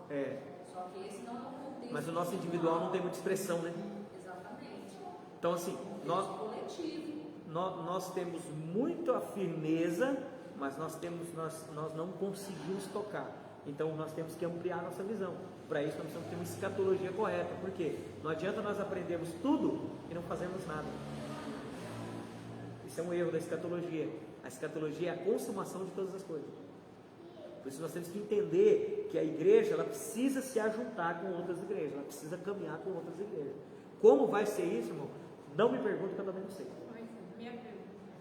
Mas nós precisamos, porque senão cada vez mais vamos ficando isolados, e cada vez mais vamos virando rocha, que não sai do lugar. E isso é horrível, né? Porque nós não queremos. Queremos ter uma escatologia correta. Somos 12 apóstolos, somos 5 ministérios, né? Deus sempre trabalha com a plenitude. Olha só, ponto 3, anota o 3 aí. O meu estilo de vida, ele é amoldado a partir do entendimento, do acontecimento, do que vem antes de Jesus, que é o Evangelho. Então, o meu estilo de vida, ele é amoldado à maneira que Jesus viveu. Como que eu tenho que viver? Da maneira que Jesus? E onde é que ele viveu? Os 4 Evangelhos. Então, quando eu leio os 4 Evangelhos, eu tenho uma visão correta da igreja. A igreja ela precisa viver como Jesus, perdoando, amando a prostituta, servindo, perdendo para outro ganhar, morrendo na cruz, carregando a sua cruz. Essa é a maneira da vida, diga vida. Então, quanto mais eu quero moldar, Ivo, a minha vida, como eu quero que a minha vida se torne como Jesus antes. Porém, a minha vocação, ela é amoldada a partir do entendimento dos acontecimentos da segunda volta de Jesus. Por quê? Porque o que o Senhor quer que eu seja vocacionado? Eu preciso preparar uma família de muitos filhos que viverão o reino eterno após a volta de Jesus. O meu casamento é a expressão do casamento de Cristo e a eterna. A minha vida financeira, ela é a vida financeira tão governada pelo governo do reino eterno. Então a minha vida se parece com Jesus. Eu vou viver todos os dias, servindo os irmãos, amando os irmãos, estando com os irmãos. Essa é a escatologia correta que nós temos que ter. A minha vida, natureza, vocação e vida. Então a minha vida, o resultado de eu ter uma natureza e uma vocação eu vou viver como os evangelhos. O que Jesus fez, eu vou. Mas a minha vocação, ela tem que ser como a segunda volta de Jesus. Por quê? Porque Jesus, quando ele voltar, ele vai implantar o reino. Adultério não vai ter lá. Homossexualismo não vai ter lá. Mentira não vai ter lá. Raiva um do outro não vai ter lá. Não vai ter ego, não vai ter orgulho, porque tudo será disciplinado. Então eu tenho que viver aqui, eu tenho que ter a minha vocação, minha maneira de fazer as coisas, minha maneira de cumprir o meu propósito, mostrando como será o reino, porque nós somos testemunhas vivas de como será o reino aqui agora. Então, como vai ser o reino amanhã? O Juliano, lá onde ele está, lá na academia, quando ele chegar lá, ele vai ser um policial, dizendo, olha, assim será um policial no reino, porque no reino milenar vai ter policial. O mundo continua, 1000 anos, o mundo continuando, mas debaixo do governo. Entendeu, não? Aí lá, vão chamar ele para fazer coisa errada, né? Porque soldado, hoje, não, vamos lá no cabaré, hoje vai ter cabaré essa noite e tal. Ele, não, no reino dos céus, eu sou fiel à minha esposa, porque Cristo é fiel à igreja, morreu por ela, entendeu? Então Então a minha vida se parece com Jesus. Quando eu tenho uma contenda, não, Jesus perderia para a Cíntia ganhar. Então Jesus ia lá pedir perdão, Jesus faria isso. Então eu vou fazer. Mas na minha vocação é como se eu vivesse no reino. Essa é a escatologia correta. Então, para que eu tenha a visão ampliada, eu preciso aprender essas 3 coisas. Amém? Já deu hora? Já vou parar. Entendeu, irmãos? Então, primeiro, eu preciso ter a escatologia correta de a vida de Cristo e a segunda vida de Cristo. Segundo, o ensinamento de Cristo e ensinamentos dos apóstolos. Terceiro, eu preciso ter a minha vida moldada, a primeira vida de Jesus, e a vocação moldada, a vida do reino. Então, quando eu começo a caminhar por isso, eu começo a refletir uma escatologia correta, uma consumação de todas as coisas. Porque o resultado, o que eu falo de escatologia, André? É que na consumação de todas as coisas, todos seremos como o Evangelho, Cristo, mas todos trabalharemos como o reino. Essa é a escatologia correta. Para isso eu preciso ter um entendimento. Eu não posso ser uma igreja com muita raiz, mais fria, mas eu tenho que ser uma igreja nem com muito fogo, mas sem raiz. Eu tenho que ser as duas. Uma igreja com raiz que tem fogo. Para mim ter fogo, irmãos, eu preciso fazer tudo como se fosse a última hora. Para pensar, Eliane, Jesus volta hoje à meia-noite, o que você vai fazer? Não, todos os seus projetos que você tinha até meia-noite, você vai cancelar. Você vai ligar para sua mãe, você vai ligar para o seu irmão, você vai pedir perdão, você vai abraçar todos os irmãos, você vai passar o resto da noite orando, jejuando, você vai ficar só no manto, vai botar tudo que é hino dentro da sua casa. Por quê? Porque você vai colocar intensidade na vida espiritual. Fala fogo. Entendeu ou não? Fogo. Por quê? Você colocou intensidade. Então nós temos um problema, irmão. Nós temos um problema grande. Por quê? Se Jesus volta amanhã, fala de intensidade. Mas se Jesus demora a voltar, fala de constância. A escatologia correta fala disso. As duas voltas de Jesus está expressando isso.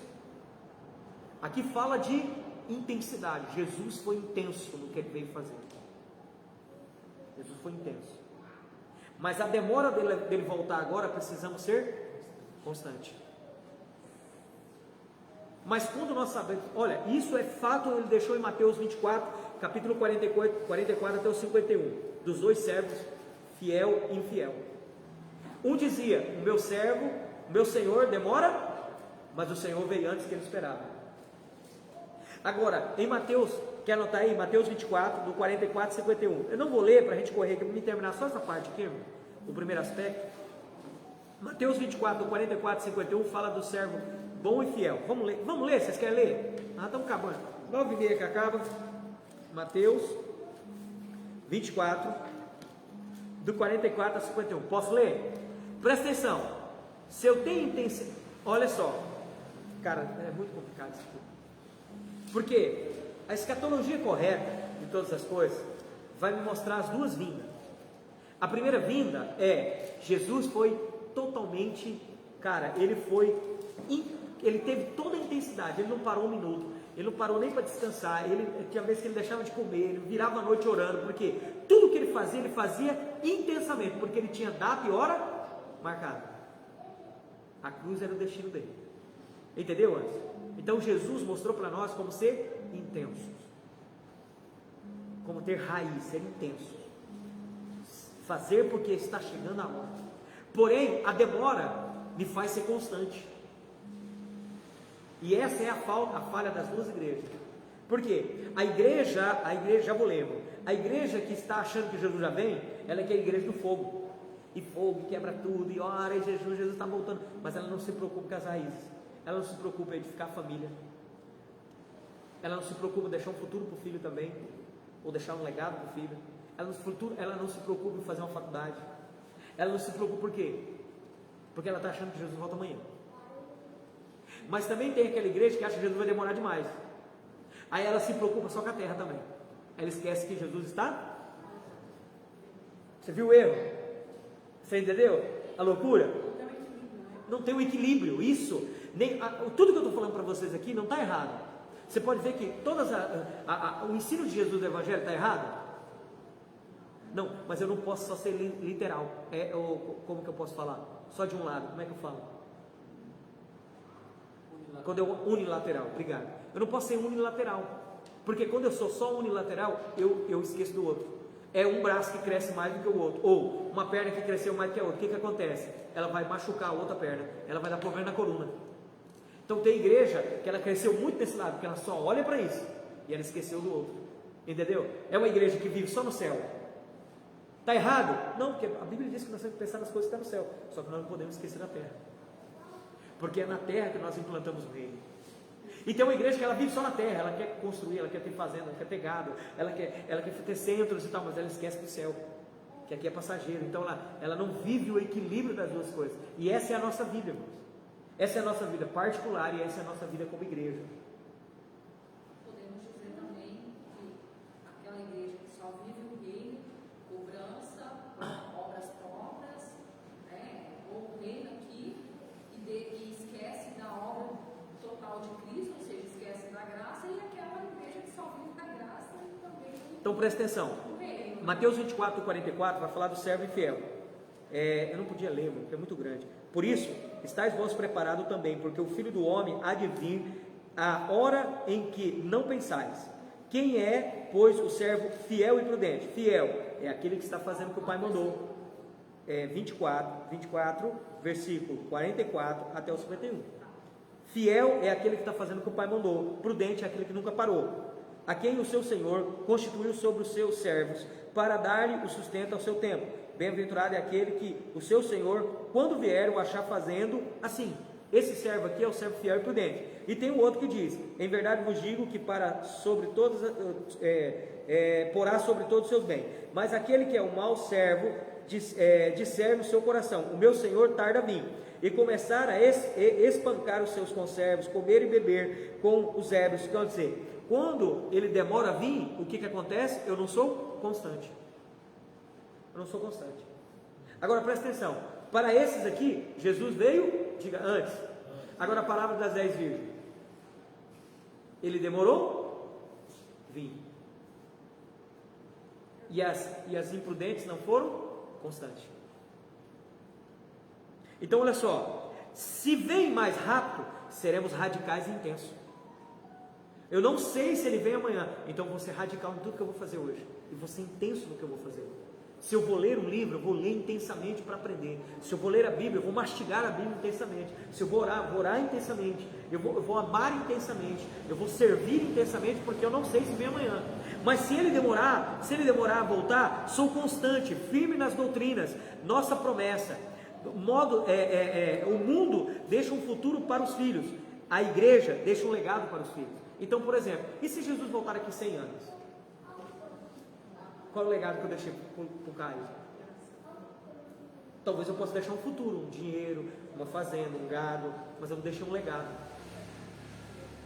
O legado não é o dinheiro financeiro, o legado é ele entender o propósito, ele entender a igreja, ele entender quem ele é no meio dessa igreja, você entendeu? Então eu preciso deixar um legado, não um futuro.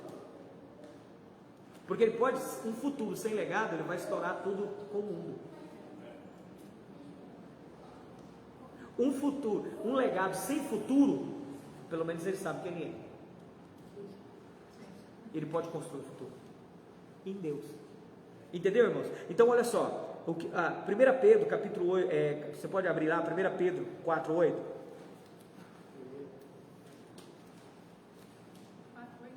4:8, 1 Pedro 4:8.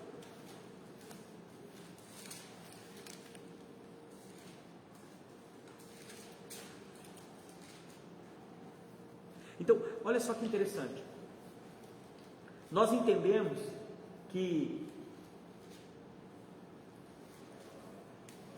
se Jesus volta amanhã, eu preciso ser intenso.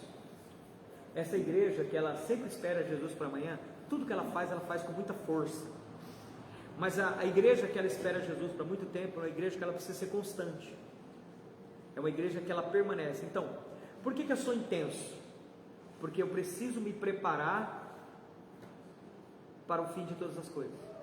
Se eu não tiver intensidade, eu nunca serei constante. A intensidade do que eu faço as coisas vai me preparar para ser constante até o final. Então eu não posso só ser intenso, ou ter intensidade e não ter constância. E eu não posso ser constante, mas não ter intensidade, porque um vai matar o outro.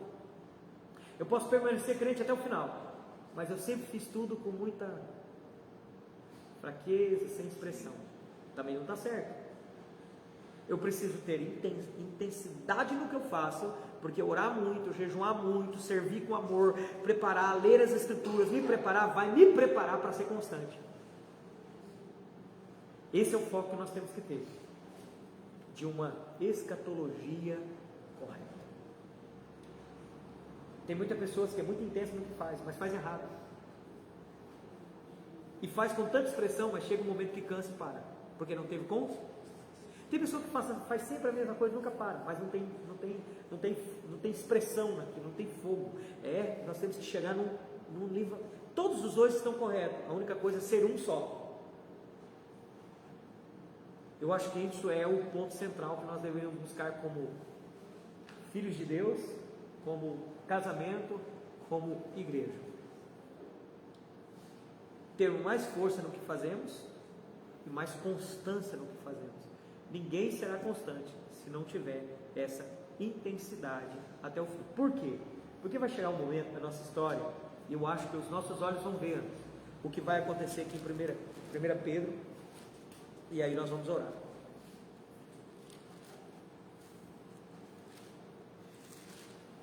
Capítulo 4, versículo 8.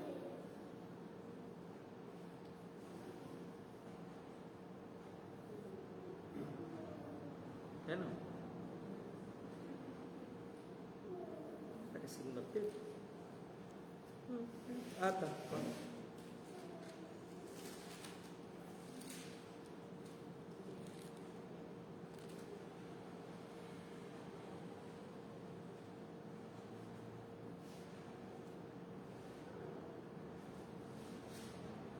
Deixa eu achar aqui, não. 3. Também não. Sim.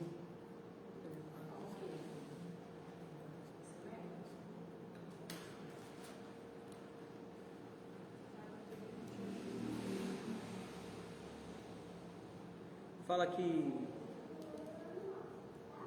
onde está a esperança da volta de Jesus?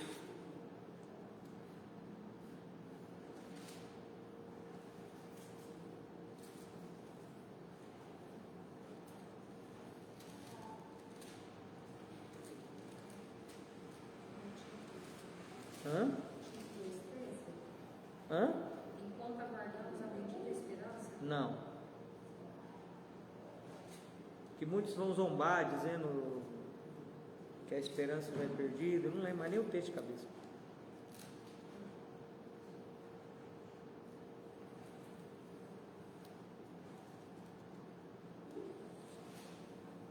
Era Pedro mesmo.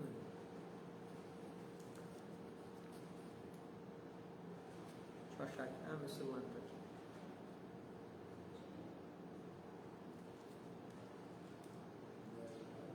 Segunda Pedro 3, do 3 ao 7. 3. 3 ao 7. Esse é. 3 do 13, sabendo primeiro isso, nos últimos dias. É isso mesmo. Nossa, que errada feia. Do 3, 2 Pedro 3, do 3 ao 7. Meu Deus, nada a ver. Foi a pressa hoje. Posso ler? Eu creio que nós veremos esses dias. Então, olha só.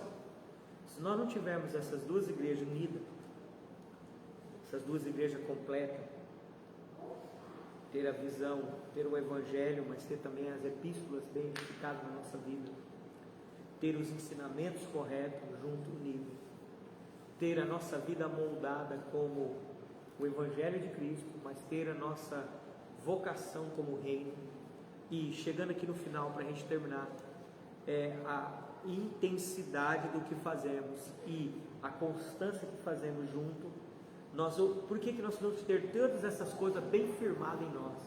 Porque vai chegar a dia que vão dizer assim, ó, sabendo primeiro isso, que nos últimos dias virão escarnecedores, andando segundo a sua própria concupiscência, e dizendo, onde está a promessa da sua? Porque desde que os pais dormiram, todas as coisas permanecem como desde o princípio da criação. Eles voluntariamente ignoram isto, que pela palavra de Deus, já desde a antiguidade, existiram os céus e a terra, que foi tirado da água, e no meio das águas subsiste, pelas quais coisas padeceu o mundo de então, coberto com as águas do dilúvio. Mas os céus e a terra que agora existe, pela mesma palavra, se reserva como tesouro, e se guardam para o fogo até o dia do juízo e da perdição dos homens ímpios. Então, o que acontece? A espera do tempo do fim vai ser o abalo de muitos homens de estruturas humanas. O que são os homens de estruturas humanas? Muitas das vezes aqueles que têm muita raiz, mas não tem fogo, não tem intensidade naquilo que faz. Tem muita raiz, sabe muito, mas não expressa isso com força. Ou aquele que tem muito fogo, mas não tem raiz nenhuma. Esses, por causa da demora, vão perder a constância, vão perder a fé, vão se envolver com o mundo. Por quê? Porque tem a mente, os olhos abertos, mas não ampliados. Então, por exemplo, irmãos, eu vejo na nossa igreja pouco de cada uma dessas coisas que nós comentamos hoje. Sei que é um pouco complicado, mas quando nós chegarmos mais para frente, isso vai dando clarificação na sua mente. Você vai encaixando as peças, tá? Fique tranquilo, porque o que importa é que nós precisamos não ser nem muito um, nem muito outro, mas nós precisamos unir esses dois na nossa vida. Você pode ver que tem época que a gente tem muita intensidade, nós fazemos com amor e tal, mas tem época que a gente faz com tanto desânimo, tão cansado. Tem época que a gente é constante em alguma coisa, a gente permanece, mas não tem força naquilo que a gente é constante, não tem intensidade. O que é intensidade? Não fazemos com expressão. Vamos ensaiar para o louvor. Nunca paramos de ensaiar, toda sexta nós estamos ensaiando, mas muitas das vezes não tem intensidade, não vem ensaiar com força, sabe? Não determinou, não ensaiou em casa, não trocou as notas. Às vezes nós somos diáconos, a gente vem para a igreja toda semana, é a escala, a gente é constante. A gente vem, colocar o nome da gente, mas a gente não tem. Às vezes eu venho pregar porque eu tenho que pregar, mas às vezes eu venho pregar porque eu tenho intensidade, porque eu preparo o sermão, eu oro, eu leio o livro, eu venho, eu quero gritar, mas tem gente que eu venho para cumprir tabela. Entendeu? Então essas duas igrejas, ela está dentro de nós, e isso é ruim porque a gente não consegue ter expressão. É isso que eu estou dizendo. Às vezes eu sou muito evangélico, mas eu sou pouco as epístolas. Eu sou muito evangélico, eu perdoo, eu amo, eu faço vista grossa dos irmãos, e às vezes eu não aplico as epístolas, que é, olha, tem que disciplinar o irmão, tem que chamar o irmão para confrontar. A Bíblia diz, olha, chame com duas pessoas como testemunha. Ele não aceitou, então chame a igreja. Chame a igreja e exorte o irmão diante da igreja. Chame toda a igreja para conversar com o seu irmão. Já pensou se fizer isso aqui? Diz assim, se o irmão está ofendido, você vai lá e exorta o irmão sozinho. Ele não aceitou. Chame 2 ou 3 irmãos, vai lá e exorta ele de novo. Ele não aceitou. Chame a igreja e exorte ele com a igreja. Exortar é em amor, com a igreja. Se ele não aceitar, entrega ele para o diabo. A Bíblia diz que nós temos que desligar ele. E a Bíblia diz que o desligar está desligado. E aí? A igreja tem poder de dizer, você não faz parte mais da igreja. Está na Bíblia. Você está entendendo como é que nós estamos errados? Quantos irmãos que estão sentados aqui eu já deveria ter chamado? Deveria ter chamado sozinho, deveria ter chamado com 3 ou 4 testemunhas, e deveria ter te colocado diante da igreja e chamado a tua atenção diante da igreja. E quando nós chamamos a tua atenção diante da igreja, não é porque nós não te amamos, é porque te amamos. E nós estamos vendo que você está indo para cada dia pior, e você vai acabar se lascando, e você vai ser disciplinado no milênio, ou aqui mesmo, irmão. Lembre-se que existe a disciplina dessa era e da era vindoura. Dessa era, morte igual a Ananias e Safira. Paulo mandou entregar o corpo para o diabo para ver se talvez salvar, para pelo menos salvasse o espírito, que é a alma. E aí? Então existe uma realidade nas epístolas que nós aqui na igreja nunca colocamos em prática. Por quê? Porque, primeiro, nós ainda não temos a escatologia correta. Ainda não temos essa... Porque se a irmã Andressa tiver a visão aberta, quando eu for exortar ela, talvez ela seja, quando chamar 2, 3, ela vai dizer, uau, cara, os irmãos me amam, e os irmãos estão vendo que isso aqui não vai ser bom para mim. Se ela tem a mente aberta, quando ela se deparar diante da igreja, a igreja vai dizer, irmão, você não pode continuar nesse caminho está está prejudicando a igreja, está prejudicando o corpo de Cristo. Isso não fala de você, fala de um todo. Você não está prejudicando só a igreja local, você está prejudicando a igreja de Cristo, com a sua atitude. Pastor Fábio, nós precisamos conversar com o senhor, as suas atitudes não é boa.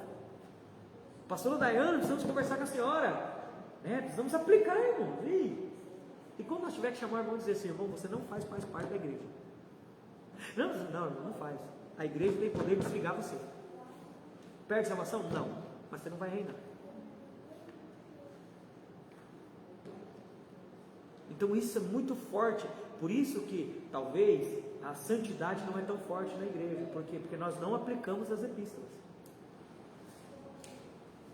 Porque a gente não suporta.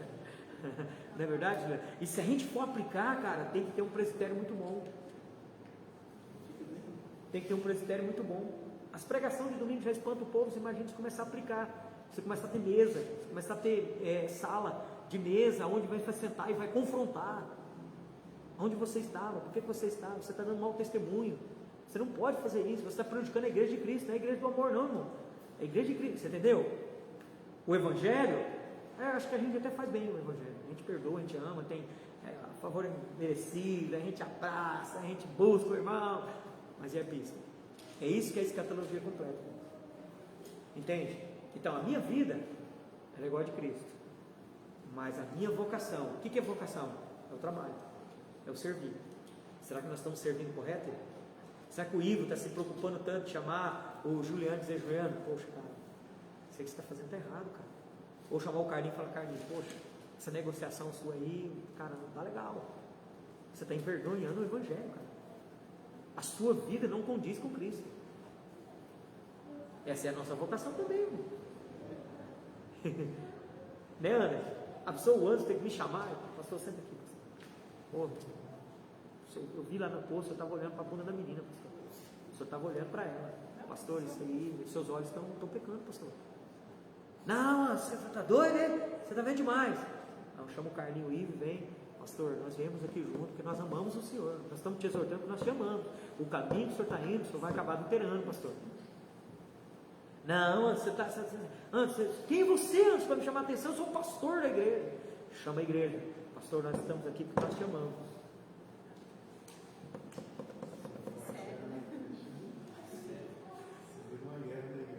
Mas só que tem um problema, só que aí tem uma coisinha, aumenta o temor. Se nós tivermos a vida de Cristo aqui, escatologia correta, eu vou olhar para o Anderson e dizer assim, ô Anderson, obrigado, estou precisando de ajuda mesmo, ora por mim. Aí a humildade do meu coração, eu tenho que ter a vida de Cristo. Lembra que a nossa vocação parte da natureza? Aí de repente a irmã Cátia vai dizer assim, não, eu não aceito não. A irmã Cátia, sinto muito, mas a irmã Cátia não faz parte mais da vida da igreja.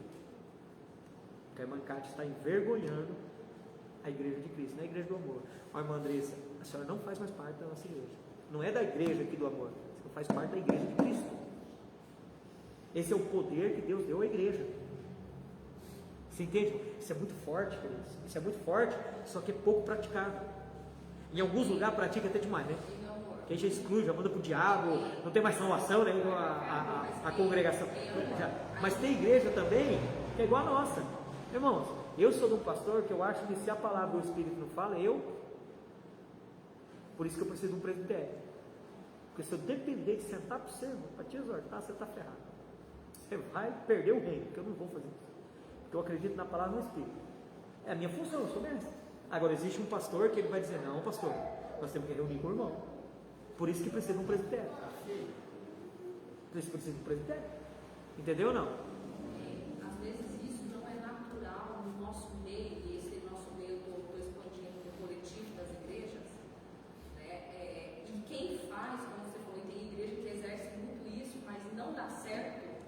radical, né? Radical. Radical sem. Eu digo- Por quê, amor? eu Porque digo eles mais- exercem uma vocação sem a vida. Exatamente. E por que que Entendeu? isso é nítido Porque o que é a no vida? É o nosso amor. meio? No nosso meio. Entendeu? E ainda nós não temos esse amor genuíno. Porque se nós tivermos esse amor genuíno, Nós tivemos a podemos vida. aplicar, e isso vai funcionar e fluir no nosso meio. Porque não vai ser para matar, vai ser para dar vida. Para restaurar. Porque toda vez que Deus mandou um profeta, né, enviado para exortar uma cidade, para exortar um reino, para exortar um povo, não foi para matar, mas foi para gerar essa vida. Por isso que uma O igreja. problema deixa eu só completar. O problema é que hoje a gente vê até a igreja se plantando isso, mas sem amor. Eles fazem e fazem para a morte. Então isso está errado, você entendeu, Kátia? Você entendeu, Cíntia? Então quando eu tenho a vida aqui, a vida, que é o que nós ensinamos aqui hoje, se eu tenho, se a minha vida é amoldada à de Cristo, eu vou exortar, eu vou ter a minha vocação em amor. Então a igreja vai entender que quando nós sentarmos com a irmã Alessandra, quando o pastor ou o presbitério for lá, não porque nós queremos envergonhar a irmã Alessandra, expor ela, não, nós queremos amar ela. Ó, irmã Alessandra, isso que está acontecendo, cara, vai acabar com você, cara. E em acabar com você, você vai acabar com a igreja, porque a igreja, você faz parte dessa igreja.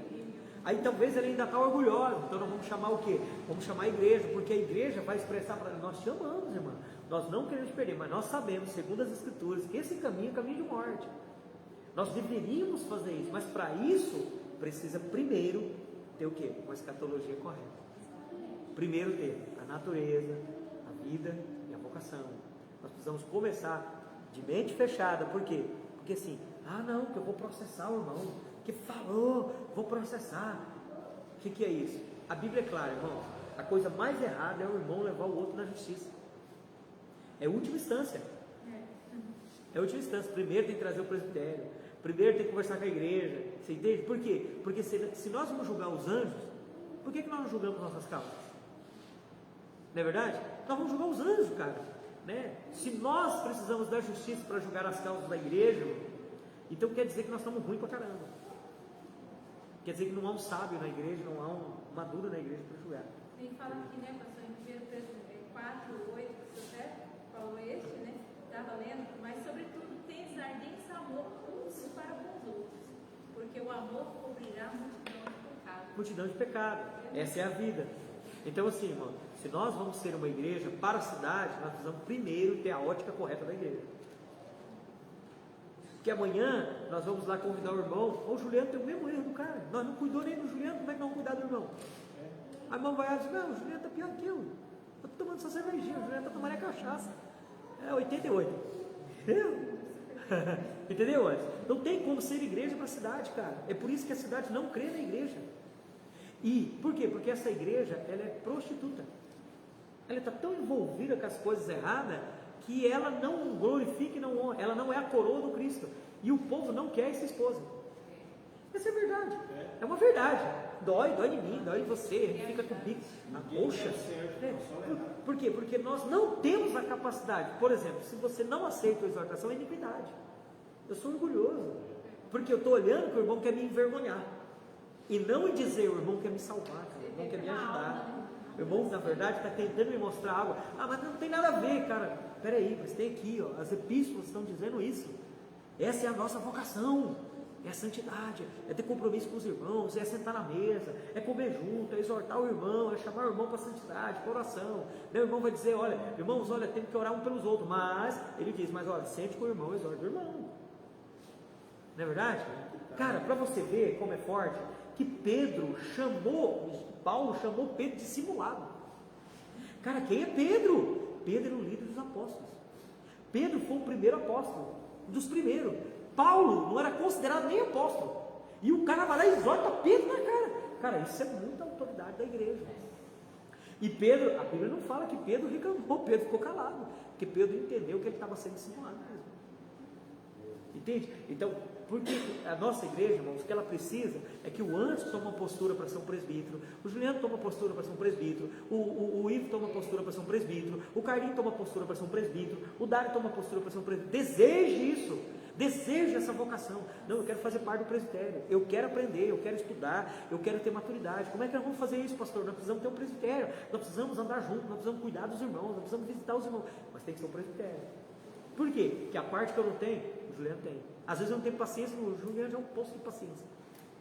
Aí o Juliano, com a viés pastoral, vai sentar com o irmão, vai conversar com o irmão, vai chorar com o irmão, vai orar com o irmão, vai fazer campanha de madrugada com o irmão. Cara, não vou não. Vou ensinar o irmão. Se ele quiser aprender, bem. Se ele não quiser... Cada um com a sua parte. Você entendeu? Mas já tem o Carlinho que... Não, o que você precisa, irmão, para você tomar essa posição? Não precisa disso, o Carlinho vai resolver o problema, vai correr atrás, porque o Carlinho é desse. Já tem o Antes, que é tranquilão. Mas já tem o Ivo, que é mais né? Você entendeu? Vai dar mais um tranco no cara. Fala, não, cara, vamos aí. Você entendeu? Presbitério. Porque num presbitério, é aí que está. Presbitério, diga comigo, local. Estadual. Entendeu? Por exemplo, não precisa ser da mesma igreja. Nós temos um presbitério aqui, pessoas que se importam com isso, que é madura, que lê as epístolas e diz, olha, tem que ter santidade. Olha, a ceia não pode ser tratada assim. Olha, as crianças não podem ser tratadas assim. Olha, os hinos tem que ser assim. Olha, nós não estamos respeitando a nossa cidade. Nós não, porque senão, irmão, se nós não tivermos a ótica correta de quem somos, nunca seremos para a cidade. Então, antes de nós curarmos a cidade, nós precisamos curar a nossa igreja. E eu acredito que a partir de um presbitério, de pessoas que começam a ter mesa, começam a se acertar, começam realmente ter vida de santidade, de compromisso, de honra, de respeito, de paternidade, de igreja, sabe? De viver esse entranhável amor mesmo, a ponto de se abrir, sabe? De não ter vergonha de se expor, entendeu? E nesse ponto vai se surgir os presbíteros. Está entendendo? É onde nós vamos conseguir ter uma igreja forte para a cidade. E às vezes ser modelo para outras igrejas. As igrejas não precisam ser como nós, elas só precisam ter um modelo. Não precisa mudar elas. Aí vai a intensidade do que fazemos. Não paramos com toda a força, porque a intensidade vai lhe dar constância até o fim. Amém, irmão? Espero termos compartilhado alguma coisa. Mas eu sei que nosso horário está avançado, o Ivo é o que mora mais longe, já até fechou a Bíblia já. Mas eu queria que você falasse alguma coisa. Eu queria que você falasse alguma coisa concernente a isso que nós aprendemos. Concernente a isso que nós aprendemos. Queria que você comentasse o que você tem visto, para que direção estamos indo, se é isso mesmo, se não é isso. Em poucas palavras. Acho que o que atrasa a gente de ter constância é a distração. A distração, muito bem, Júlio. Não, você falou tudo, cara. Você resumiu tudo em uma palavra. A distração. O mundo gerou tantas atividades para nós que quase que nos obriga a ter distração. Quase que nós somos obrigados. Você tem que acordar cedo para sair para trabalhar, não tem jeito. Seu almoço é uma correria. Segunda a sexta, se não é sábado, o dia todo quem trabalha no mercado. Então sobra domingo, mano. Domingo você tem que lavar, passar, cozinhar, limpar o quintal, arrumar o portão, trocar a lâmpada. Acabou, não tem jeito de ter essa intensidade, essa constância.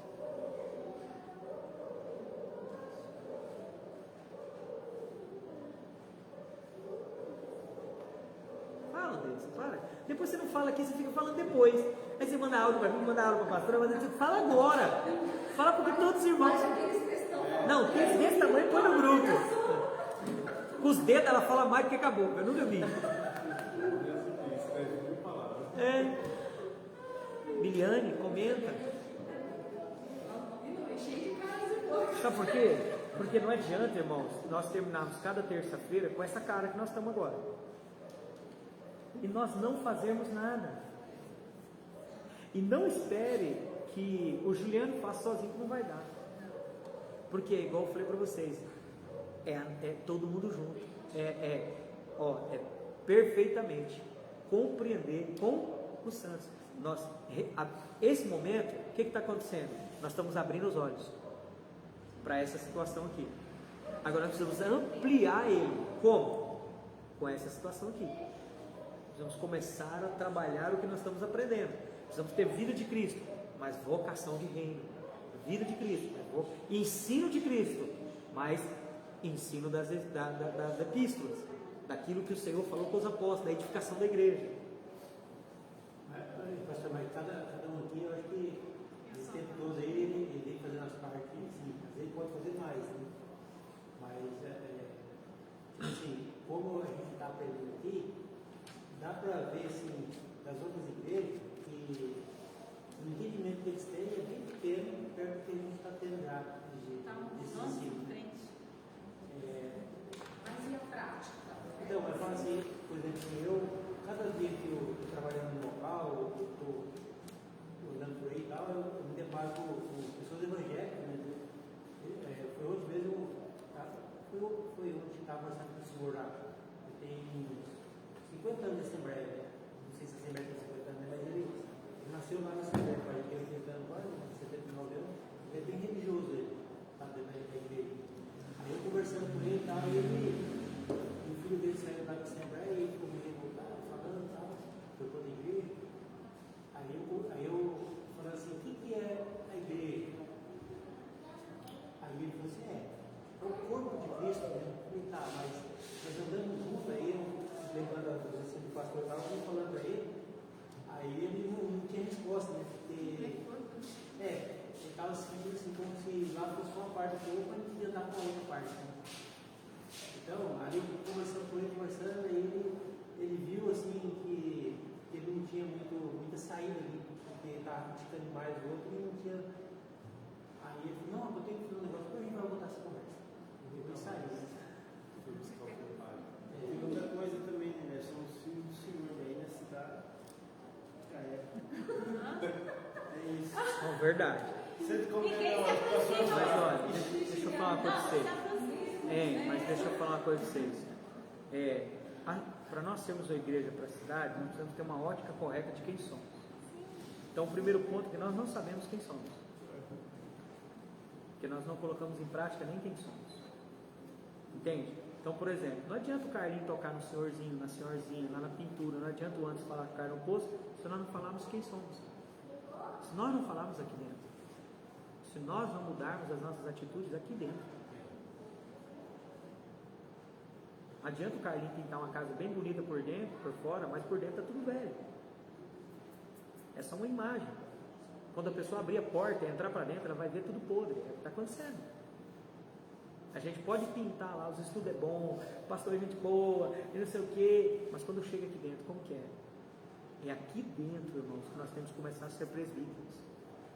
Nós precisamos cuidar um do outro, ser intencional. Para sair para fora. Senão, vai sair o Carlinho toca no senhorzinho, mas fica lá, não tem força. É isso, não tem intensidade, porque é só o Carlinho. Aí o Juliano vai para Cuiabá, conversa com o rapaz que dormiu lá junto ao beliche dele. Tá, mas não tem. É uma semente? Mas não tem intensidade. Então precisa começar aqui dentro. Nós precisamos sentar com as pessoas aqui dentro. Nós começarmos a colocar em prática isso que nós estamos aprendendo. Temos a natureza. Se sentimos todos aqui filhos, realmente fomos eleitos, se sentimos perdoados, por que aquela pessoa, ela vem em culto e falta 10? Por quê? Por que essa pessoa não tem intensidade? Por que ela não tem constância? Não, vamos reunir os presbíteros, vamos lá conversar com ela. Vamos mostrar para ela o quanto ela é amada por Deus, dentro dessa criação, o quanto ela faz parte da redenção, o que ela está perdendo. Nós precisamos ser mais intencionais com isso. Ter mais intensidade nisso, de verdade. Para isso, nós vamos ter que perder muitas coisas, né? O Ivo perder mais gasolina, o Darias perdeu, o Alessandro Maldade perder mais sono, Ivo mais... Eu gosto da católica, né? Porque eu sou da igreja católica, nunca até hoje ninguém foi lá saber porque ele saiu. Isso. Entendeu? Assim, eu não sei se eu estou explicando, porque naturalmente, na nossa mente, nós achamos que é o pastor que tem que fazer, porque nós aprendemos isso nas outras igrejas. Não, o pastor, a pastora visita, o pastor, a pastora vai lá aconselhar, o pastor, a pastora vai... Não, irmão, isso não é igreja. Isso não é igreja. Existe um presbitério, precisa se criar um presbitério. Para criar o presbitério, precisa se amadurecer pessoas, né? Nenhum de nós aqui, eu acho que nem eu sou apto a estar num presbitério, mesmo com o conhecimento que eu tenho. Nós precisamos ser um presbitério. Agora, você primeiro precisa querer fazer parte. Segundo, você precisa se abrir para isso, né? Há uma abertura, a gente vai se abrindo junto ao ponto que nós vamos ter comunhão. Às vezes, irmãos, eu prefiro ter 5 pessoas, mas comprometidas como presbitério, do que ter 50, 500, que não é comprometido, porque qualquer problema destrói esse lugar. Quando nós temos um presbitério, irmão, o pastor pode ser chamado até de viado, não tem perigo não, homossexual. A igreja que é unida vai dizer, nós conhecemos nosso pastor. Não, nós conhecemos o Juliano, nós sabemos que ele não fez isso. Por quê? Porque nós conhecemos, ele faz parte desse presbitério, ele faz parte dessa igreja, nós conhecemos Juliano. Juliano é uma carta aberta, Juliano não tem segredo conosco. Nós sabemos os defeitos, as dores, as angústias, as qualidades, a intensidade dele, a constância dele e as inconstâncias. Nós conhecemos o Juliano. Isso que vocês estão... Aí, irmão, a igreja ela fica... ela não pode ser abalada. Por que as igrejas abalam? Por que às vezes nos abalamos com coisas? Porque nós não temos nós não temos essa intensidade e não temos essa constância. Nós não temos a vida da igreja, não temos também a aplicação do reino, que é as epístolas juntas, não é verdade? Porque assim, quando que eu sei que o antes vai suportar a pressão que vai vir? Se nós sentarmos com o antes e exortar ele em amor, dizendo, está errado, cara, você não pode ser assim. Não, o certo é aqui, cara. Agora depende dele. Se ele abrir o coração, ele vai amadurecer e vai fazer parte desse corpo. Ele vai crescer com esse corpo. E amanhã, quando ele vir dizer assim, olha, Juliano, agora você precisa mudar. O que acontece? Ele vai ter autoridade, porque ele mudou. Ele aceitou. Ele tem poder para falar. Entendeu? Ele tem autoridade. Porque ele não fala por ele fala por nós. Aqui, na verdade, irmãos, ninguém pode falar por nós. Nem eu posso falar por você. Porque eu não te conheço, você não me conhece. Nós não temos profundidade. Nós não temos, porque nossa vida é tão isolada, a gente vive nossas dores em casa, com os nossos maridos, com nossas esposas, nossos problemas financeiros. Tem gente que passa problema financeiro, ninguém ajuda, porque também não sabe como é que vai ajudar. Né? Às vezes lá em casa está sobrando arroz, jogando carne fora, mas na sua casa está faltando, você também não fala. Não tem vida de igreja. Entendeu? Às vezes o cara está jogando uma calça fora, o outro está precisando, né? O outro está jogando mandioca fora porque estragou, e o outro queria comer uma mandioca. Nós não temos essa intenção. Então a igreja, ela precisa mudar isso. A nossa igreja, para ser igreja, precisa partir desse princípio, Juliano. Você entendeu? De nós começarmos a ter a natureza, a vocação e a vida da igreja junto aqui. E ir crescendo. Aí nós vamos errar. Esse é o problema. Que nós não começamos porque nós temos medo de errar e se machucar. Poxa, falar com o pastor, machucar o pastor. Ué, irmão, se machucar o pastor for tão dodói, o pastor está uma bosta mesmo. Você entendeu? Então, nós precisamos ir crescendo. Pode me machucar a primeira vez, a segunda, mas na terceira vez pode curar. Entendeu? Então, é um processo de crescimento. Lógico, nós precisamos abrir a nossa mente, chamar pessoas para estar com a gente, chamar pessoas que ensinem a gente, que sentem na mesa com a gente, que compartilhem com a gente, que comam a mesma comida. Entendeu? Às vezes chamar outro pastor, chamar outro para sentar, para a gente bater papo junto, para a gente conhecer essa vida de igreja. Amém? Vocês não querem falar nada mesmo? Então eu vou falar. Já que vocês não falam, eu falo bastante. Vamos orar? Quero orar com vocês.